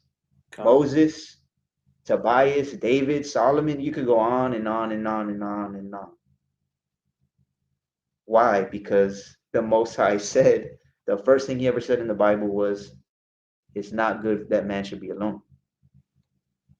Right? And then the scripture that you brought out, um, right here, if you want to go ahead and read it. Sirach 26:14. A silent and loving woman is a gift of the Lord, and there is nothing so much worth as a mind well instructed. That's a gift of the Most High. That's a gift of the Most. That's a gift that I am grateful for every single day, multiple times a day, thanking the Most High. Right? And Because many people. Go ahead, I. I would ask you this question. Obviously in this verse, it's referring a silent and loving woman is a gift of the Lord. It's referring to the woman, and there is nothing so much worth as a mind well instructed.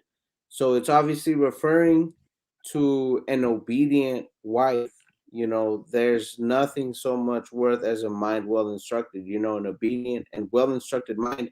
But I'm sure that your mind is well instructed as well, in which makes you a better head for your wife. So your wife probably appreciates your mind being well instructed in the word, so as to lead her and being, and complementing her traits as a silent and loving, obedient helpmeet. So that well instructed mind, I think, works both ways. For sure, and that's what we were talking, or the scripture that I said earlier. I believe it's Proverbs 4:7. Wisdom is the principal thing. Therefore, get wisdom, and with that getting, get understanding.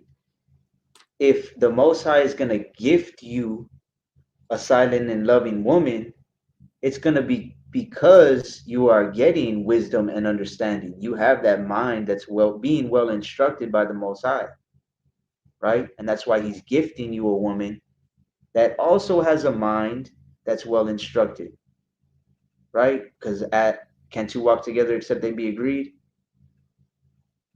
right? You both have to be in that spirit. And then also kind of going along with 1 Corinthians 14:35, how it says if a woman's gonna learn anything, let her ask her husband at home. And then it says it's a shame for a woman to speak in the church, meaning asking another man, learning from another man, right?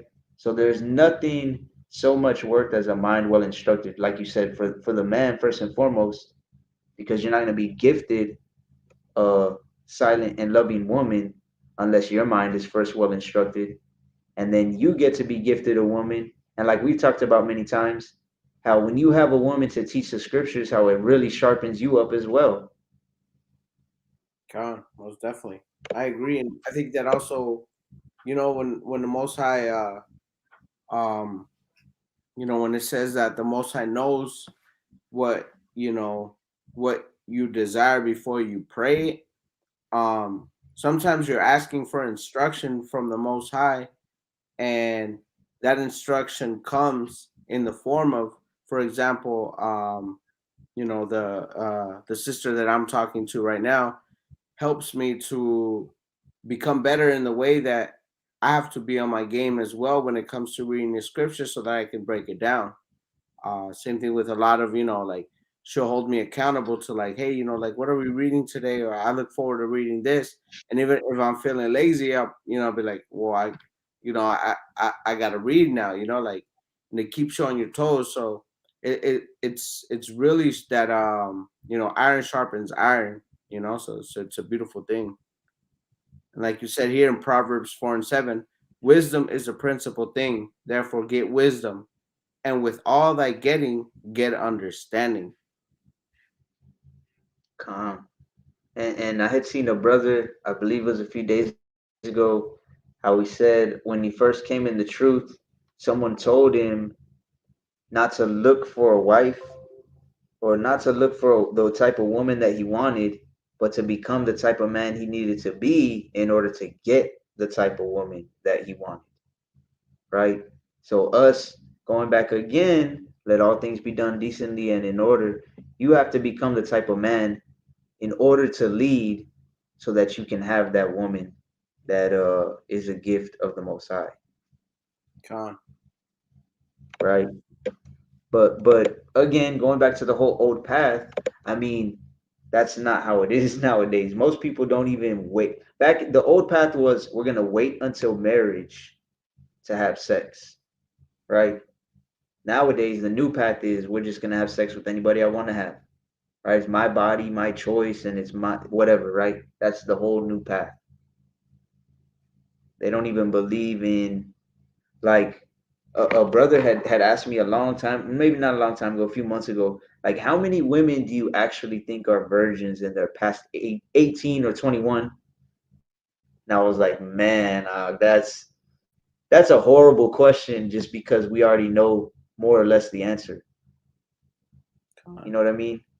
And Con. that's not to shame anybody because men it's the same thing for most of them. But like when you compare it to the old path, like they were doing checks, like they were, all right, they're going into the chamber. Okay, are the sheets bloody? You know what I mean? And Con. nowadays it's like the new path is the complete opposite of that, Yeah. right? And it really goes back to I don't know if did you get that Isaiah verse? Let me see. Or no? Isaiah, Oh yeah. I believe I did. Oh no, that's 33. 3 and 12. Salakia. Which one was it? 30, if you could get 30, chapter 30, verse 1 and 2. Oh, Oh, for Egypt. sure. Con. So actually, that kind of goes with this other one that you pulled too, and I didn't even read it. Let me get it real quick. Sirach 7:15. So another one of the old paths, right? And I'll probably just give like a two or three more examples, real quick. One of the old part of the old path was this, which I mentioned earlier. This is Sirach 7 and 15. Hey, not laborious work, neither husbandry, which the Most High hath ordained. So the old path was laborious work or laborious work, right? Husbandry, which husbandry is the growing and raising of crops and animals, which the Most High hath ordained. The Most High ordained that type of work. But the reason why, there's a reason for everything that the Most High tells us to do, right? When you do this, when you labor for yourself, when you have husbandry, like even you, like I know you have some chickens, right? That's Con. husbandry. There's a point of that. If let's say if you had I don't know 10 chickens, and there was no food at the supermarkets for a week, 2 weeks, a month, whatever it is, you are in 100% a better position than people who don't. Con. You know what I'm saying? You're less dependent on Egypt, which is how it ties together with Isaiah. If you're in that laborious, you're doing laborious work and you have some form of husbandry. And I know this is it's crazy that this is a topic that I have actually gotten a lot of, how would I say? I wouldn't say hatred, but a lot of brothers even stopped talking to me about this topic, right? If I say when I say things like you should try and grow your own food, you should try and at least get a couple animals if you can, a little piece of Con. land. I know a brother. I know a brother that lives in the Detroit area. He has a tiny yard, Doc. But guess what? He made a little garden. He had some big old watermelons, cucumbers in Detroit, in the city. Little yard. But guess what? He's in a way better off position than some people would be. right? And the Most High ordained this type of work, Con. and we were that type of people. We literally were that type of people. I was reading Second Chronicles, the 26th chapter, and it was talking about Uzziah. And actually, if you could get, I believe it's verse 10, Second Chronicles 26 and 10. I believe it was 10. It said he loved husbandry. That's the type of people we were back then. Like that's what we did. You know what I'm saying? And Con. that made us less dependent on Egypt or on Babylon or on whoever is ruling over you. Isaiah 30 and 1. Woe to the rebellious children, said the Lord, that take counsel, but not of me, and that cover with a covering, but not of my spirit, that they may add sin to sin, that walk to go down into Egypt, and have not asked at my mouth, to strengthen themselves in the strength of Pharaoh, and to trust in the shadow of Egypt. So that's the majority of people. They trust in the shadow of Egypt, right? Back in the days, we were a more independent people, even in captivity. When you read Jeremiah, the 29th chapter, it says build houses, marry, um, make gardens, and this was in captivity. It says your captivity will be long. Therefore, build houses, marry, build gardens, right? But most people have gotten too comfortable, and we've all done this, right? Not saying that we're perfect. We've all done this to an extent where you trust in the shadow of Egypt, right? And Psalm, that's why Psalm 91 is one of my favorite, if not my favorite Psalms. And it says that you're supposed to abide under the shadow of the Almighty, right? You can't trust in the shadow of Egypt, be under Egypt, and still trust in the shadow of the Almighty. When it says that the Most High ordained husbandry, that's I 100% feel that is something that we have to get back to the best of our ability, right? Some brothers have different lots than other brothers, Con. but if you can, like even you, like you're the perfect example. If you can have 5, 10, 20 chickens in your yard, that's a huge blessing, right? And then not even going with just this. This also goes back to the whole thing about feminism. Men used to be in charge was the old path, and now feminism is the new path. Going back to that whole thing that we were talking about, like they trust in the shadow of Egypt ever since World War II, and they said you can get a job. That put them in the spirit of the man. I can now provide, and guess what? The government can give me a job, or the system. Egypt is the system we're living in, the matrix we're living in, right? And they trust in that. And guess what? Even if they lose their job, if they don't have a man in the house, they can get housing. If they got children, they can get food stamps and Medicaid and WIC and all these other governmental shadow of Egypt type of help, right? Con. I was just having Um, this conversation. So, like, I was having this conversation at work.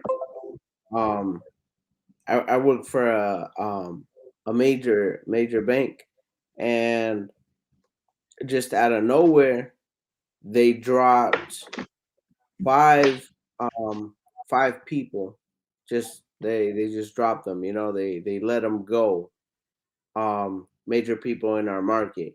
People with I guess you could say really important jobs with high responsibilities, and I'm assuming very good pay. They just dropped them.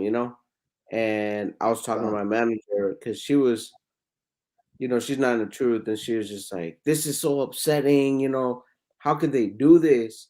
Like these people, they don't have anything else, or she was just going through all the scenarios." And my stance has always been these companies, we're disposable to them. We don't they don't uh, really they don't really care for us, like it's good to be a good employee and to work hard. However, you can't depend on these companies when it comes down to like they're gonna make business decisions, and that decision might be to let you go just to cut a couple bucks off their books, you know. But that's when it Uh, comes down. You gotta place your trust fully in the Most High. Um, when it comes down to these things, because I know that if they were to let me go tomorrow, I'll be straight just because I have that faith in the Most High that He will put those opportunities in my path for me to bounce back, and to be all right. But you can't put your trust in a shadow of Egypt, in a shadow of the system, in the shadow of these systems placed in place to be our oppressors. calm for sure. And that kind of reminds me of in Proverbs 21. I think it's the first verse. Let me go to it real quick. That's another. I've been listening to that chapter probably at least 10 times this week because man, it's just there's so much knowledge in that chapter. But it says 21:1, the king's heart is in the hand of Yahweh, as the rivers of water. He turneth it whithersoever he will. So he can anybody. He can just what, your mind is over here, and you got all these employees, and then the Most High's like, what, cut them all off, right? They were trusting in that system, in that system of oppression, and now that's it. Or it could be for a positive reason, right? Or it Hmm. could be and that's why there's some Israelites. There's one brother in particular, which I won't say his name or nothing, but it's crazy because I've seen him post consistently almost every other day. Joe Biden this and he did this and he did that, and I can't believe this and that, and he needs to get impeached and blah blah blah. But you have to understand that the king's heart is in the hand of Yahweh. Like he Hmm. can turn his heart whichever way. He's using him to do his will. So why are you going to consistently go against what this man is doing? You know what I'm saying? And that's from the highest level all the way down to the lowest level. But that could also be like a test of faith, like you said, because you like you saying you'll have faith no matter what. You're gonna be good. There's certain people that'll be the opposite of that. You know what I'm saying? And they'll just lose their faith. Con. And that's just the You know, most high and trying them again, and easier said than done, until Salaki, until I'm in that position, we'll truly know. But as long as we remain in these scriptures and in this truth and sincerity and humility, um, that's going to be the case. It'll have to be the case. con for sure. But more or less, I mean, I mean, speaking for myself personally, you would know more or less. A prudent person kind of puts himself through certain scenarios in their head. You know what I mean? Without overdoing it and trying to, like you said before, be over righteous, without Mm. trying to have burden yourself with heavy thoughts. To an extent, you put certain scenarios in your head, and like I could handle that. I could trust in the Most High if something like that happened. You know. Yep. And then on the other hand, there's the people that go the other way. But going back to like the whole old path and new path type of thing, I mean, what did we talk about first? The way the dress, right? The dress, the way people dress, the old path for women specifically, the modesty, and now the immodesty, um, the whole feminism type of thing, men in charge, women in charge. How we used to be independent, more independent, and now, like it says here, most people trust in Egypt, trust in their oppression, in their bondage, right? The other thing, which we kind of talked about, is like being doers of the word. Like back then, people had to do the word because guess what? You're breaking the laws, and what would happen to you? For a lot of them, you'd be put to death, right? Nowadays, even in the so-called truth, and amongst, I don't even like to call it that, but like amongst the Israelite community, it's become kind of in a lot of senses a religion or religious in the sense of like mouth worship. Like Titus 1:16. That's a precept that goes through my head a lot. Like mouth worship. Like liking, like I can't tell you how many times I've seen, let's say I post something about modesty, and then a Mm-hmm. sister will like it, and then like I don't do it often, but sometimes I'll like say someone comments and I go to the little, like the little heart, and you got to go down to look at the comment. And Yeah. I'll see, like, say a sister likes something about modesty, and her picture is the opposite of that, like titties showing and everything, and she's liking a post that says about modesty. That's the Yeah. opposite of being a doer of the word, Mm-hmm. Yeah, most definitely. And right? also, a lot of these times, they might be living modesty and they just might be presenting themselves um the opposite, which is kind of like double speak, and especially with social media, you don't know who's on the other side of that screen. Um, I could totally see that. Calm, calm, and that's why I've got in the habit of a lot of people. I obviously I get a lot of messages, right? I've got in the Mm-hmm. habit of, if somebody consistent, because it'll happen a lot where they'll send like message after message after message, and then I'll click on their profile, like, man, who is this? And then it's like zero posts, zero followers, following 500 people or something like that, or there's no picture, they have no posts. You know what I'm saying? And I think the exact same thing, like you said, like you don't know who's on the other side of that. You know what I'm saying? So a couple times I'll be like, send me a picture with the calendar and you're holding up two fingers and the time, and then it's like they just read it and don't write back, and like I'm just like, man, you don't know who's on the other side. Like you said, there's a lot of agents, whether they be Satan's agents, right? The daughter of Zion just put, the adversary has been using people who claim to be in the truth for temptation slash distraction. Con, that's 100% true. I don't know how many people. I don't know if you saw it. I was gonna send it to you. I've been meaning to, but I've been real busy, so I didn't get to. There was somebody who, it was a sister. I can't remember what her name was. It was like something wisdom or something chosen, who she basically made a whole post about how you don't have to keep the laws, and you don't have to, like you don't have to keep the feast days. You're not supposed to keep the feast days, is what she said. And Con- what surprised me was, like, I was like, okay, how many likes does this have? Like, how many people is she reaching with this? And I went to it, and it was like at least a handful of brothers that I've talked to personally before, and they like the post. You know what I mean? And like this sister just said, the adversary is using people who claim to be in the truth for temptation and distraction, and also to lead them astray. For false doctrine as well.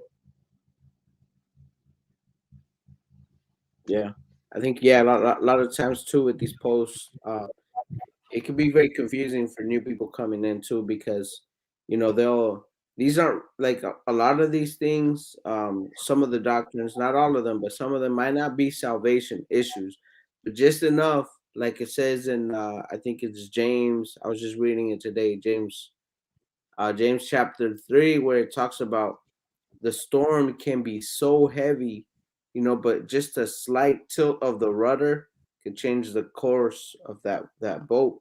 You could be, you could be well cemented, I guess you could say, and just a little tilt could kind of alter you, or like you just change the way you think about something, or if you're not fully immersed, in these scriptures. So I think that yeah, the adversary has definitely been using people who claim to be in the truth as a temptation slash distraction for sure. Calm. And especially in this time too, where like people, I know a lot of brothers and sisters are keeping the feast days already this month, like we talked about, and then a lot more are keeping them next month. And it's not a coincidence that at that point in time there's things like that or sisters like that, so-called sisters like that, because I mean, honestly, don't know. We don't know, like you said, who's on the other side of that screen that is saying don't keep the feast days. And then you Mm-hmm. never know, what if that person dies tomorrow or they die in a week, or this, let's say, just for example, it was the last time, the last Feast of Tabernacles or the last Day of Atonement or whatever, and they went off of what this sister said, and they didn't keep it. Right. Right? And that's just trusting in, and that's why the scriptures say, curses the man that trusteth in, or cursed is him that trusteth in man. Right? We're not supposed to trust in man. And when you go to Leviticus 23, when you go into Deuteronomy and all that, and it says that you will keep this day throughout your generations forever. So you're gonna trust what the law says, or you're gonna trust what somebody else is breaking it down in their understanding, or and they're just trying to lead you astray to be right. Hebrew H11K said LOL. So I believe that's the brother Daniel Allah, right? I'm pretty sure Yeah, he had is that he in picture Detroit? in Detroit. Is he? I think he's in like the New York area, if I'm not mistaken. Okay. Hey, and you know what? I can be. How was I saying it the other day? I was talking to a brother about like humility and stuff, because he said something about, man, what did I say? Oh, it was about the feast days. So Mm-hmm. I had posted something on my story, something to the effect of, if you're keeping the feast days now, I won't judge you, according to Colossians, like it says, judge no man in meat or in observance of a holy day. But your new year is gonna fall in the season of the winter, because I believe the new year is March 2nd for them, and the winter doesn't end until March 20th or 21st, around there, right? So I posted that, and then some brother had messaged me, and he said, I don't know why people are trying to argue with you. I know you know better. And I was like to me that came off as like a very prideful thing to say. If somebody would say that, if like imagine me saying that, right? If I said I know better, you know what I mean? To me, that came off as a very prideful thing, and I kind of corrected him, or kind of just tried to use humility with it. So in that same spirit, I can say the brother Danya Allah the other day. I think that's him, the Hebrew H1144K. I had posted something a while back. I don't know if you saw it, that said stop using like soft pornography to make a point when it comes to the scriptures. I don't know if you Con. saw that. Mm-hmm. Okay, because there was a brother that basically he literally posted like a soft porn type of thing, and in Proverbs it says, let your wife's breast satisfy you always, right? And he said this is how she's supposed to satisfy you, and you're supposed to satisfy her. And it was literally like a soft porn with clothes on and stuff. You know what I mean? They weren't showing nothing naked, and that's what I was referring to. But then, I believe it was a few days later or a week later or something like that. I had posted. I don't know if you saw that post about modesty, and it was like the chick. It was Miss Piggy, like the Muppet, and she had like her boob all out. Okay, Khan. So I posted that, and the brother Daniela reached out to me, and he was like, "Hey, this could be. There's brothers that are into that sort of thing. You know what I mean?" And it really didn't. It really didn't. Obviously, I wouldn't have posted it if I thought it would lead brothers astray like that. But when he said that, I was like, "Damn, that's true." I knew somebody in high school who I lived with temporarily, and I remember one time I found a bunch of like cartoon porn like straight up cartoon, like it was weird, bro. It was weird. But when he said that, I was like, damn, that's true. You know what I mean? And I had to take that. I took that correction, and I was like, you know what? I appreciate you, the water, and like it's not gonna happen again. You know what I'm saying? So Oh it's yeah, always good to. Salaki, go ahead. I was just saying, I definitely see both angles of that, and I can see how that could lead someone astray, especially you know how it says like you even if you leave a small door open, you know that could be someone's door, you know, and they've been doing good, and then they see that, and that could have been like, you know, whatever they were into before, like, you know, even though it's kind of weird, you never know, like, you know, what type of stuff, because you're right, that type of stuff exists. I know there's not too many, I'm not sure how many people listen to Immortal Technique, but I used to be heavy into him, and he has this one skit where he's talking about there's a market for everything, man. There's a market for chocolate Con, covered roaches, you know, and that's true. There's a market for everything, you know, like there's a market for people who might like Muppets, you know, or whatever it is that you posted, and I could definitely see that, and that makes me happy that, you know, you were humble enough to say, you know, Tawada for the correction, and take that down, because that could be in a sense, you know, that someone's market, you know, and it could be an old doorway. con, con. If you could get Second Corinthians 6:3 real quick, Baba Kashaw, Con. and make sure it's Second Corinthians, not first. Uh,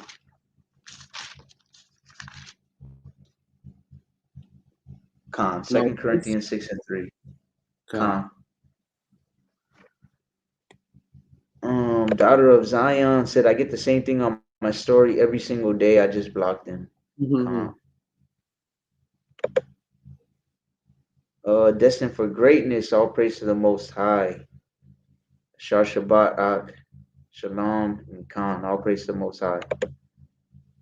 Second Corinthians chapter 6, verse 3, giving no offense in anything, that the ministry be not blamed.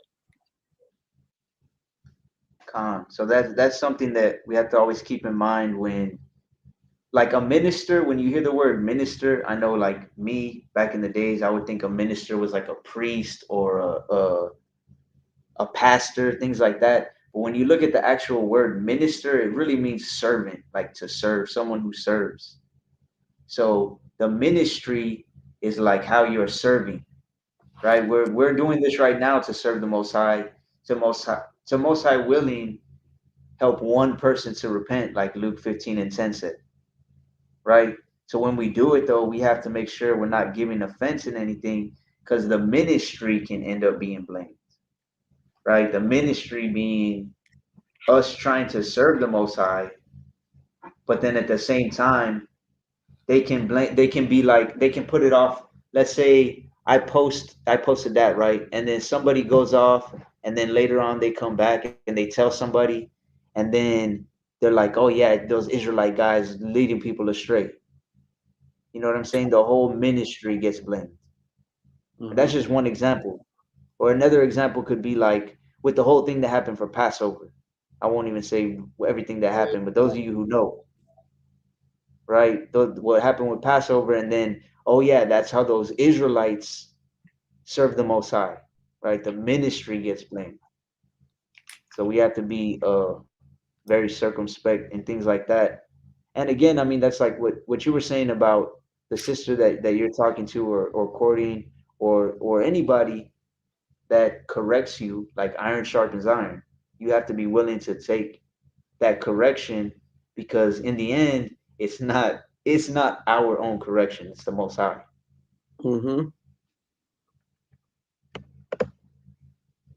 right? And that's what in Thessalonians, I can't recall the verse, but how it says, him that despiseth not man, but despiseth God, or despiseth the Most High. So we have to be very careful, especially when someone's coming with, hey, like, look at this, you were wrong here, and they're coming in a loving spirit, right? You Yeah. have to know, like, they're doing it for a reason. They're not just, man, I don't like this guy and I'm gonna wait to prove him wrong. And there is people like that. But at the same time, if they're coming with thus saith the Lord, you still have to take that into consideration, right? Let me go back up real quick. I think I have missed a comment or two, maybe.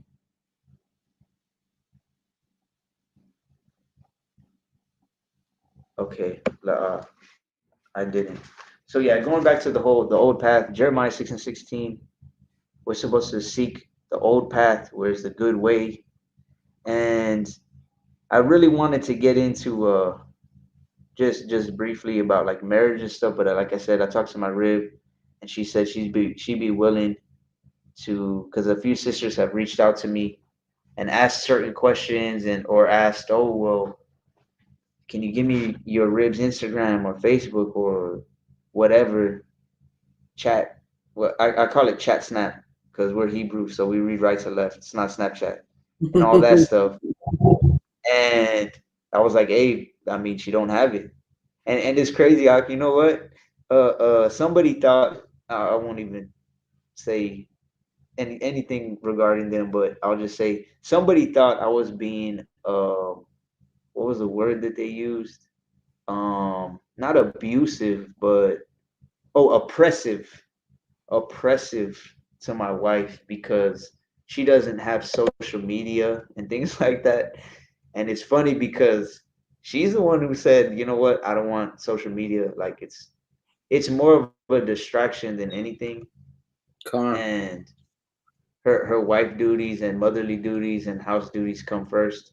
And if it's gonna like be a hindrance to that at all, then she didn't want to do it. So I was like, Psh, all praises. I mean, if that's how you feel, then 100% I support you. You know, Most definitely. but And that spirit, that's the set apart spirit, that's just the set apart spirit working in her. And I can relate in a sense where coming into this truth, you start shedding dead weight. You start even though I still have my social media, I don't post like I used to. I used to post a lot of nonsense, not just on like Instagram, but like on Twitter. I just use it because there's people on there that reach out to me, and I used to just post a whole bunch of nonsense, but as you start moving in the spirit, you start finding less and less like the necessity to be not just on there as much, but to be posting. It may not resonate with you anymore. So that's good that the priorities are definitely there for her. calm, most definitely.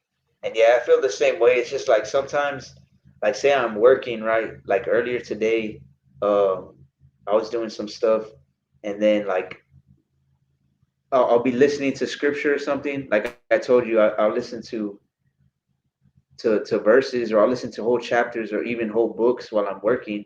And it's like when I post something, like what was it today, this morning, I remember, oh, I was listening to Proverbs 25, and then it ends with 25:28, which he that hath no rule over his own spirit is like a city that is broken down and without walls, right? And when I heard that one, I was like, all right, that's definitely a verse I want to post. You know what I mean? And then I'll spend like 5, maybe 10 minutes at most, and just write a couple things, screenshot a couple things, and then just post it, and then I just get off. You know what I mean? Yeah. And and it's crazy though because it seems like every time I get on to post something, like people will start messaging me. Like I don't know if I don't think it's on to where like you could see the people like when I'm online. You know what I mean? But it Now seems like they might every have time I'm they might have notifications on you. con, yeah, that's true. I didn't think about that, to be honest. Yeah, because I was thinking like Salaki, go ahead. I was just saying, I remember when before I would go on the lives with you, I would do well, I still have them. Um, I would have your account notifications just so I knew when you were going live, and that way I wouldn't miss it. So I knew to go live. So I know that's the thing. You know, people might have notifications so that whenever you post, they're like, okay, cool, let me hit him up real quick because I know he's online right now. You know, so that could be why you start popping whenever you post. Con, that's true. I didn't think about that because I was like, man, do they know when I'm online or something? Because it'll be like maybe a handful of messages right when I get on and I'm like making a post or something, and then I'm like, damn, they have to know. You know what I mean? But yeah, that's it for anybody that and I've said it many times on Instagram too. Like, I'm not trying to deliberately ignore anybody, but it's like I try to just get on, put something, and then get off, and because Mhm. I got a lot of stuff right now that's going on. But let me see. The sister said I corrected a sister yesterday on the things she posts on IG, TikTok dance videos, but she got offended and unfollowed me, then refollowed me. I only said something because I didn't think she was aware. So that's happened many times as well, where like I'm following, I guarantee you, like maybe a handful or less than a handful of sisters, and it's just because I'll counsel with them or they'll ask me questions, and like I want to see how they're doing from time to time. But when I was following more people, that would happen a lot too. Like we're supposed to correct them and not suffer sin upon them, but at the same time you have to do it in a way that's in a love, out of love, you know what I mean? And like for example, when I would do that often, it would always be something to the effect of like, "Hey sis," or "Shalom sis, um, just wanted to let you know I saw this, and it could definitely lead brothers astray because it can put them in a spirit of lust. A lot of brothers are struggling with that spirit right now. Um, just know that this is out of the spirit of correction and love. I hope you don't take it the wrong way. Shalom." Right? And I've had sisters that message back and, oh, you know what? Thank you. I didn't even realize it, or I posted it and didn't even think about it, or things like that. And then you have the other ones that do get offended, and I've had the exact same thing happen. They'll unfollow, or "You're not my dad. You're not God. You can't judge me. You're not my husband." All types of things. And you know what? That same thing happens sometimes. They'll end up refollowing, and that's perfectly fine. We're not supposed to hold a grudge or nothing like that. That's happened many, many times where I know people unfollow me and then follow me back again, and I'm like, wait, they're following me, so that means they must have unfollowed me. But it doesn't matter. Like it's all through the spirit, and it's like what we just read in Proverbs 21, that the Most High changes people's minds. He can turn it like the course of the river. Like maybe at one point in time they unfollowed you, and the Most High was like, you know what? This person was giving you knowledge. You need to get back to at least hearing some of the things that they're saying because I'm working through them. You know what I mean? So there's nothing wrong with that. We just have to learn how to be humble as well and realize that we've all, I guess you could say, like held grudges at certain times, Con. right? Um, so when it comes to the old path, I'm gonna put you on the spot. What is something that you think uh, that you can compare the old path compared to the new path that you've seen nowadays?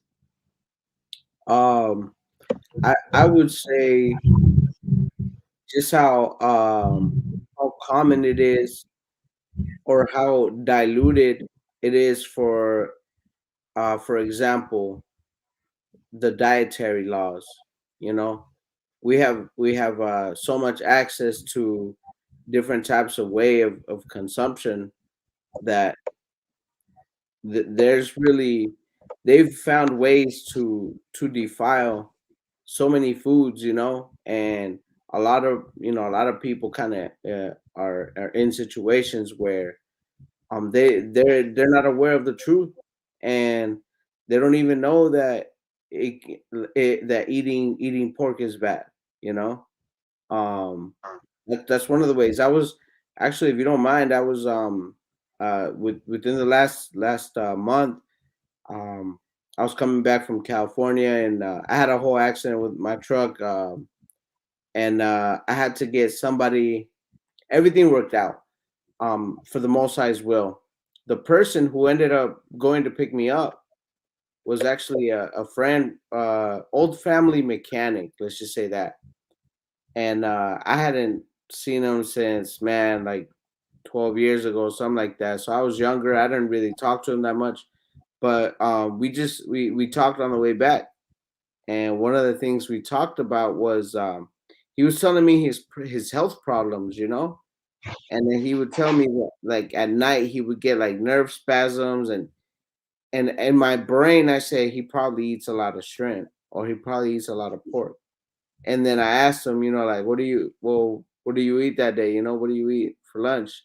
He's like, yeah, I had shrimp, for lunch. And then I just kind of let that conversation simmer and kind of sink in. And then, he brought it up again, and I was like, well, what do you eat? What do you eat for lunch that day? He's like, oh, I had uh, tacos de puerco, like he was having carnitas and stuff like that. And I started slowly, breaking down, like, hey, you know that in the scriptures it says that you shouldn't be eating that. That's not good for you. It's not good for your health. He had no idea, but he's a believer of God, but no one had ever broken it down to him. And at the end of our trip back to Arizona, like I was fully convinced that this man was repented of eating pork and shrimp. Like he's done with it, which is a beautiful thing. Um, but in the old days, like pork was just widespread, like all the Israelites, they were following Levitical law, it was normal. And now, like carnitas, mariscos, that's normal, like after church going mariscos, like the irony, so I think in the old path, Levitical law was something more common and understood, versus now, where now it's kind of like taboo and like extremist almost.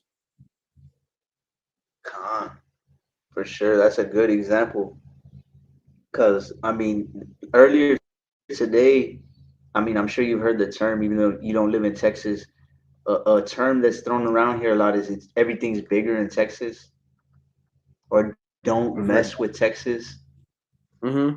right? So that there's a convenience store around here. Do y'all have Stripes where y'all are at or no? Nah. No, okay. It's basically like a 7-Eleven, but it's like I guess you could say they have like a Hispanic spin on it. They have Laredo Taco Company, and like all of them, they have tacos every morning, 5 in the morning, right? So they Uh, have signs that are related to those like sayings. So we saw one of them, and it said, "Don't mess with tacos," and then it said, everything's bigger in our tacos, stuff like that, right? But on the one that said don't mess with tacos, it had like 10 different types of tacos, and we looked at them on a billboard, and I was like, damn. Me and my wife looked at them, and she was like, she looked at me like with wide eyes, and I already knew what she was thinking. It was like one of them was was ham and egg. One of them was it's called a baconator. One of them's a Q taco, which it has bacon and potato and egg and cheese. Then one of them was sausage, which we know has pork in it too. Then one of them was the cueritos, bro. Like just straight up egg and cuerito, nasty, dude, with salsa on it. What are those even called? It's like pork skin, right? yes, of course.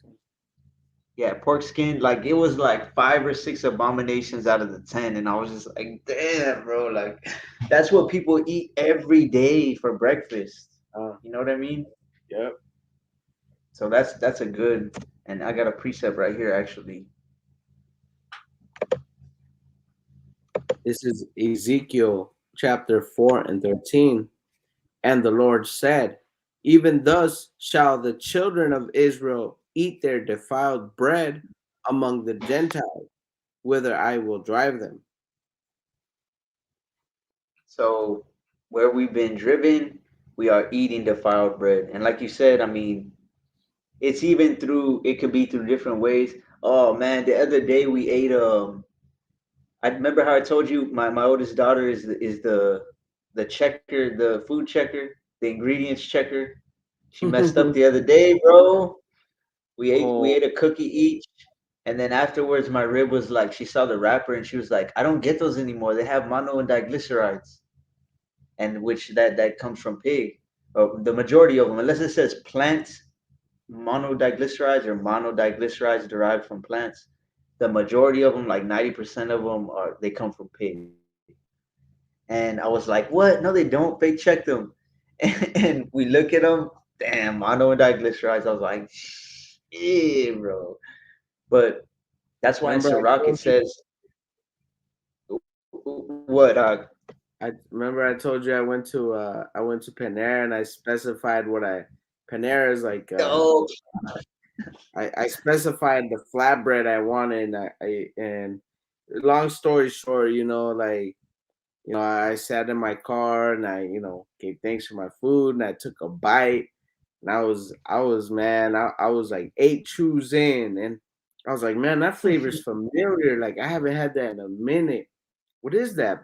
I look, I need, man, it was my bad too. I take full responsibility. I looked down, it was bacon all over that thing, man. I was like, I just let it fall, let gravity do its thing. I just let it drop. I was so mad. I've never been so like I don't remember the last time I was that mad. I was heated to the point of silence. Like I was just so mad. I went back. I was just like, can I just get my money back, please? Just get my money back. I didn't even tell him why. I was just like, I just don't want this. I was so upset, but I know the feeling. It does not feel good. most definitely.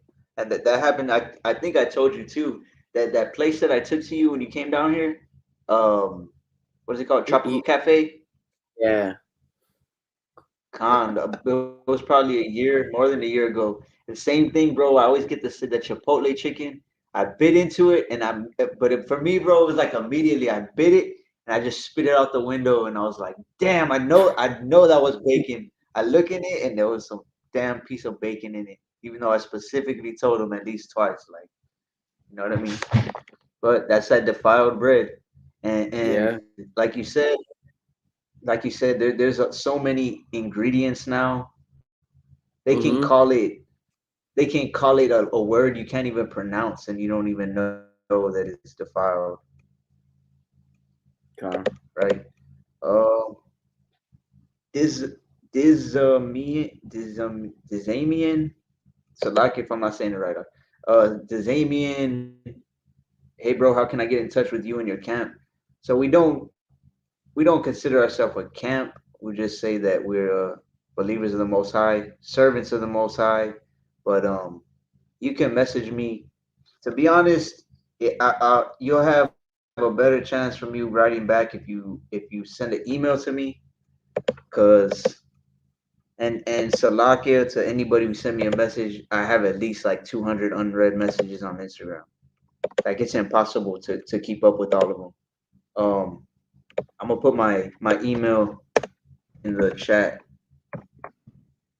Uh, Kingdoms Path If anyone knows how to 144. get information, please let me know.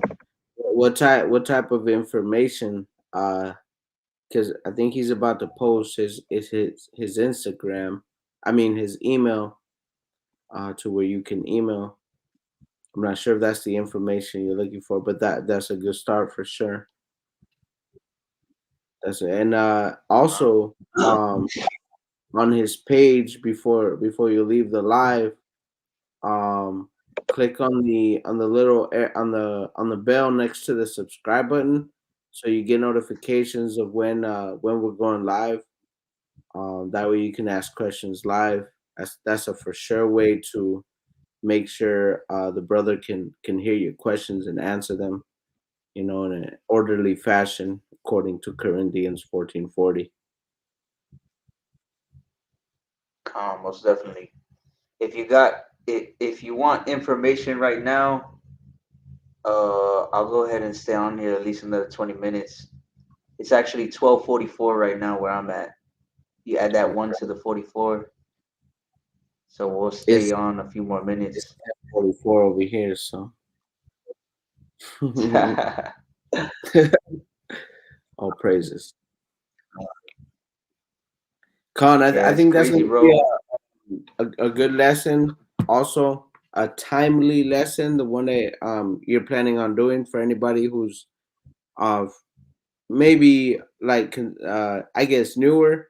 It'll be edifying for me too, because um as of lately, by the Spirit, I've been drawn into learning how to keep the times as well through the moon and through the for the feast days more importantly, but just to be more self-sufficient, because it's okay to have like one of the graphs or like the Instagram posts that people put up for the feast days of the year, but there's going to come a Mhm. time where you're going to have to be able to learn how to tell the times on your own by keeping the calendar and understanding, what it means to follow a new moon or things like that. So um I'm not sure if that was stuff you were planning to cover, but I'm pretty sure it'll come up. So it's all very, Con, very, very important information, especially when you're trying to keep the feast days to the best of your ability.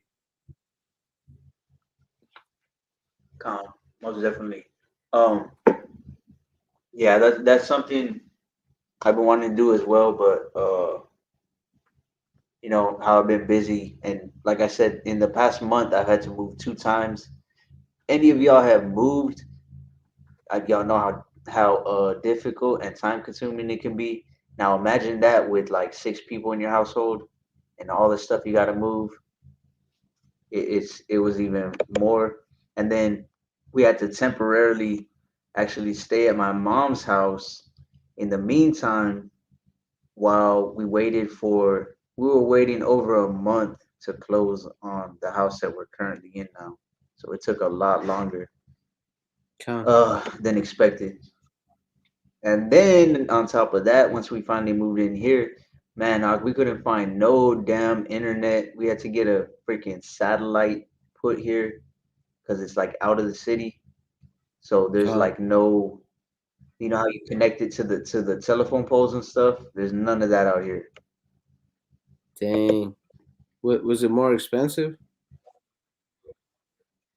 It was about it was just like the installation, and then we had to rent a satellite dish, so it was a little more expensive.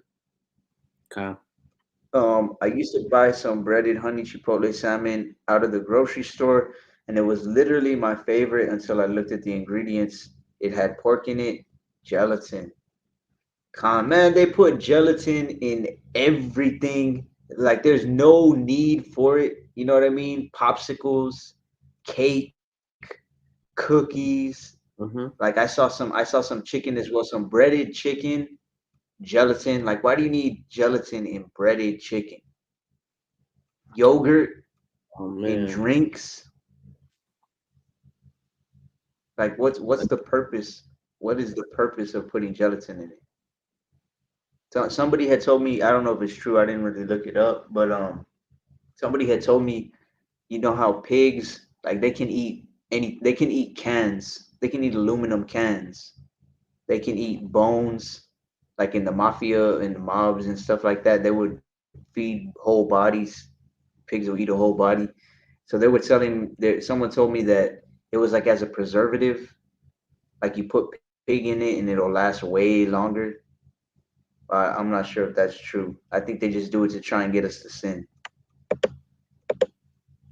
One of Satan's devices, right? Con. It's 144 here. All praises. It literally makes no sense. Khan, it's fish. Why are you gonna put pig inside of fish? Like, yeah, who had that idea? Yeah, let's put some pig on that fish. It'll be better. That does not make sense. at Like all. yogurt, yogurt, bro. Why does yogurt need pig? Right. So you wanna add anything else you can think about that the old path compared to the new path? I'm guessing the brother's not gonna ask anything. Or you know Yeah, what? I'll add one. The Sabbath, right? Keeping the Sabbath. Khan. Khan. I had posted a while back, months ago.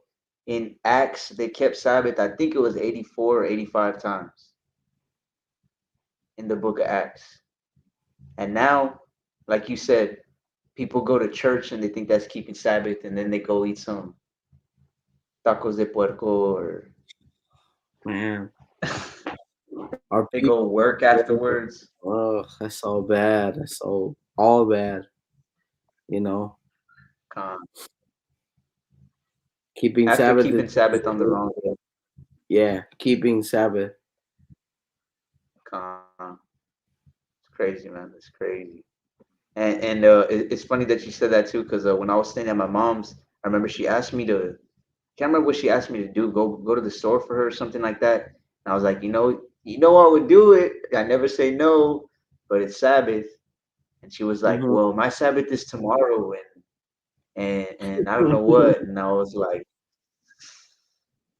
yeah, but I mean, y'all, even though that's your Sabbath, so to speak. I was like, you're not supposed to on Sabbath. You're not supposed to cook. You're not supposed to work. You're not supposed to eat. And then she was like, she seemed kind of interested at first, but then she was like, well, what do you mean? And I was like, well, I mean, you go to church. Let's say if you're keeping Sabbath, but then what do you do afterwards? And then she kind of got quiet. I was like, well, y'all either go out to eat or you come home and you cook and then you eat. So even if it was the right day, I mean, you're not Mm-hmm. keeping Sabbath, and that's the most basic of it. You know what I mean? But Khan. that's definitely another thing. Like Sabbath, the old way it was like if you don't keep Sabbath, you're gonna be put to death. Mm-hmm. Nowadays, it's like I'm gonna go to church, even if they think that's the right day. On a Sunday, they're Khan. not keeping. Yeah, most definitely. Uh, but yeah, I guess we'll go ahead and finish it with that. Like I said before, tomorrow, most high willing, I'm gonna get on just briefly. It probably won't take more than like 30 minutes, 45 minutes, just so my rib can answer a couple. Or you know what? I'll probably do that. I'll probably just get the questions that sisters have sent me on Instagram because and that's just the ones I've seen. I'm sure there's a lot more. Like I said, I don't really go through all the messages because it would be really time consuming. But the ones I've seen, I'll probably just screenshot them, read them to her, and then let her answer them. You know what I mean? Khan. Because it's good to get a woman's perspective on the issues that they are supposed to. You know what? Let me just finish with that. If you don't mind, I'm gonna go to Khan. Titus 2 real quick. Just because I remember last time.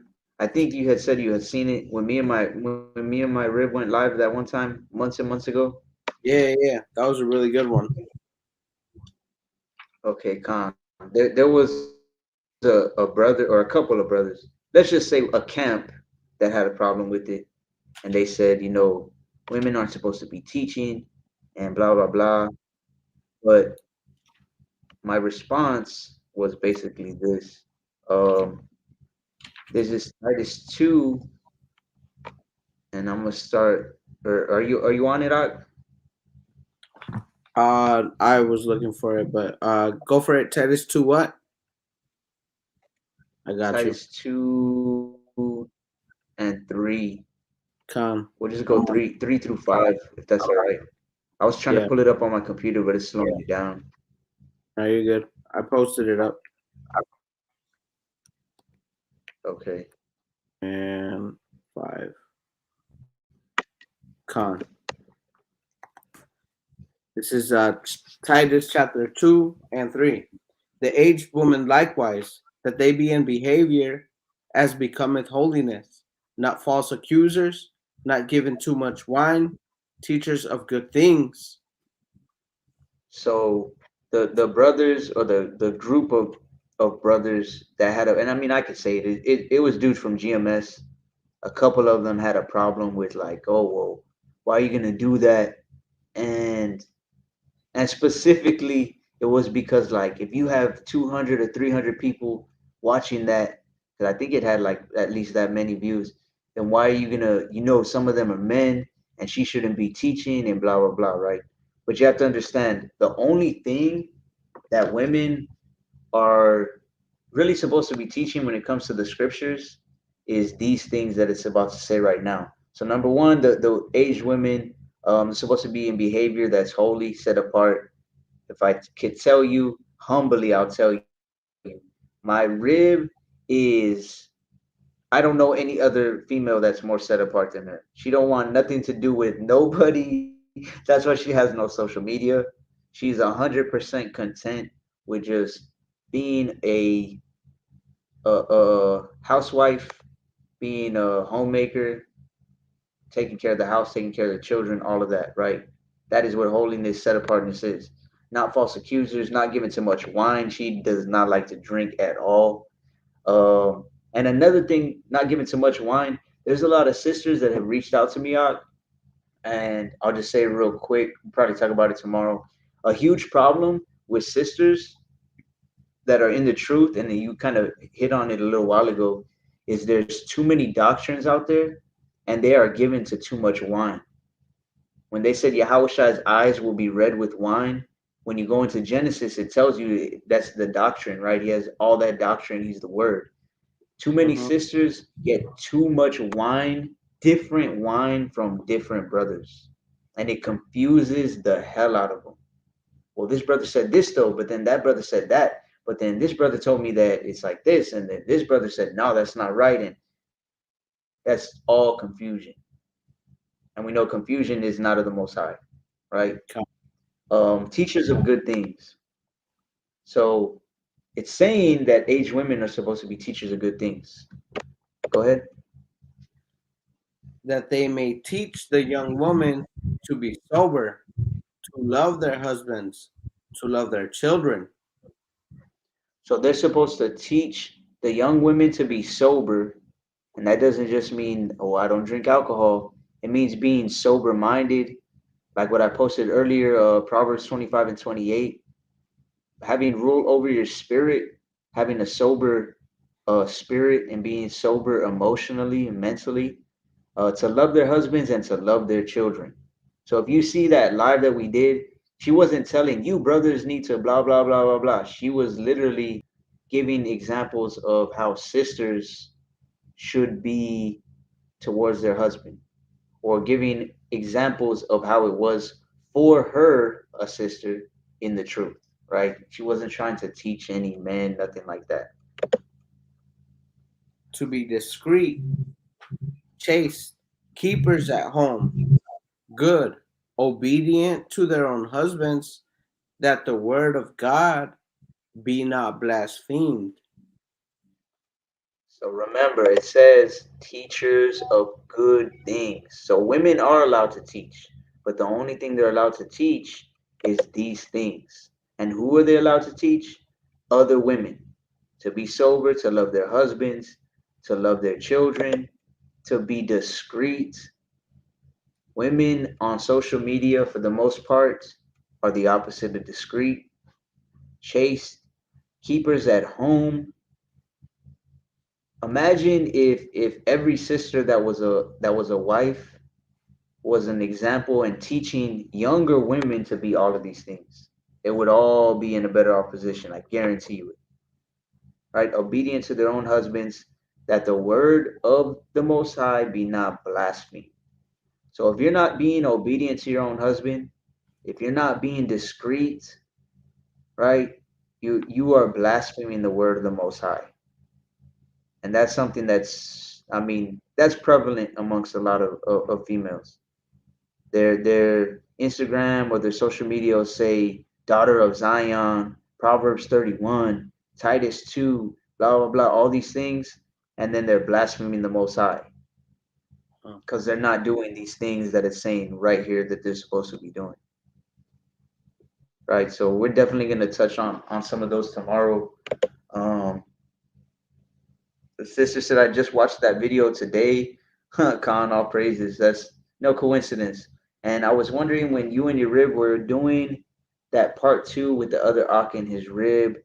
Okay, yeah, the brother Yeshaya. We ended up not doing that just because of one doctrinal difference that the brother doesn't believe in water baptism. And we talked before and stuff, and I mean I'm still cool with him and stuff, but we just decided. He said, like, if it came up, his stance is his stance on the whole baptism.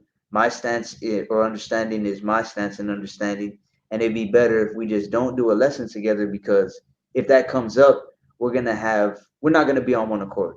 Let's just say that, right?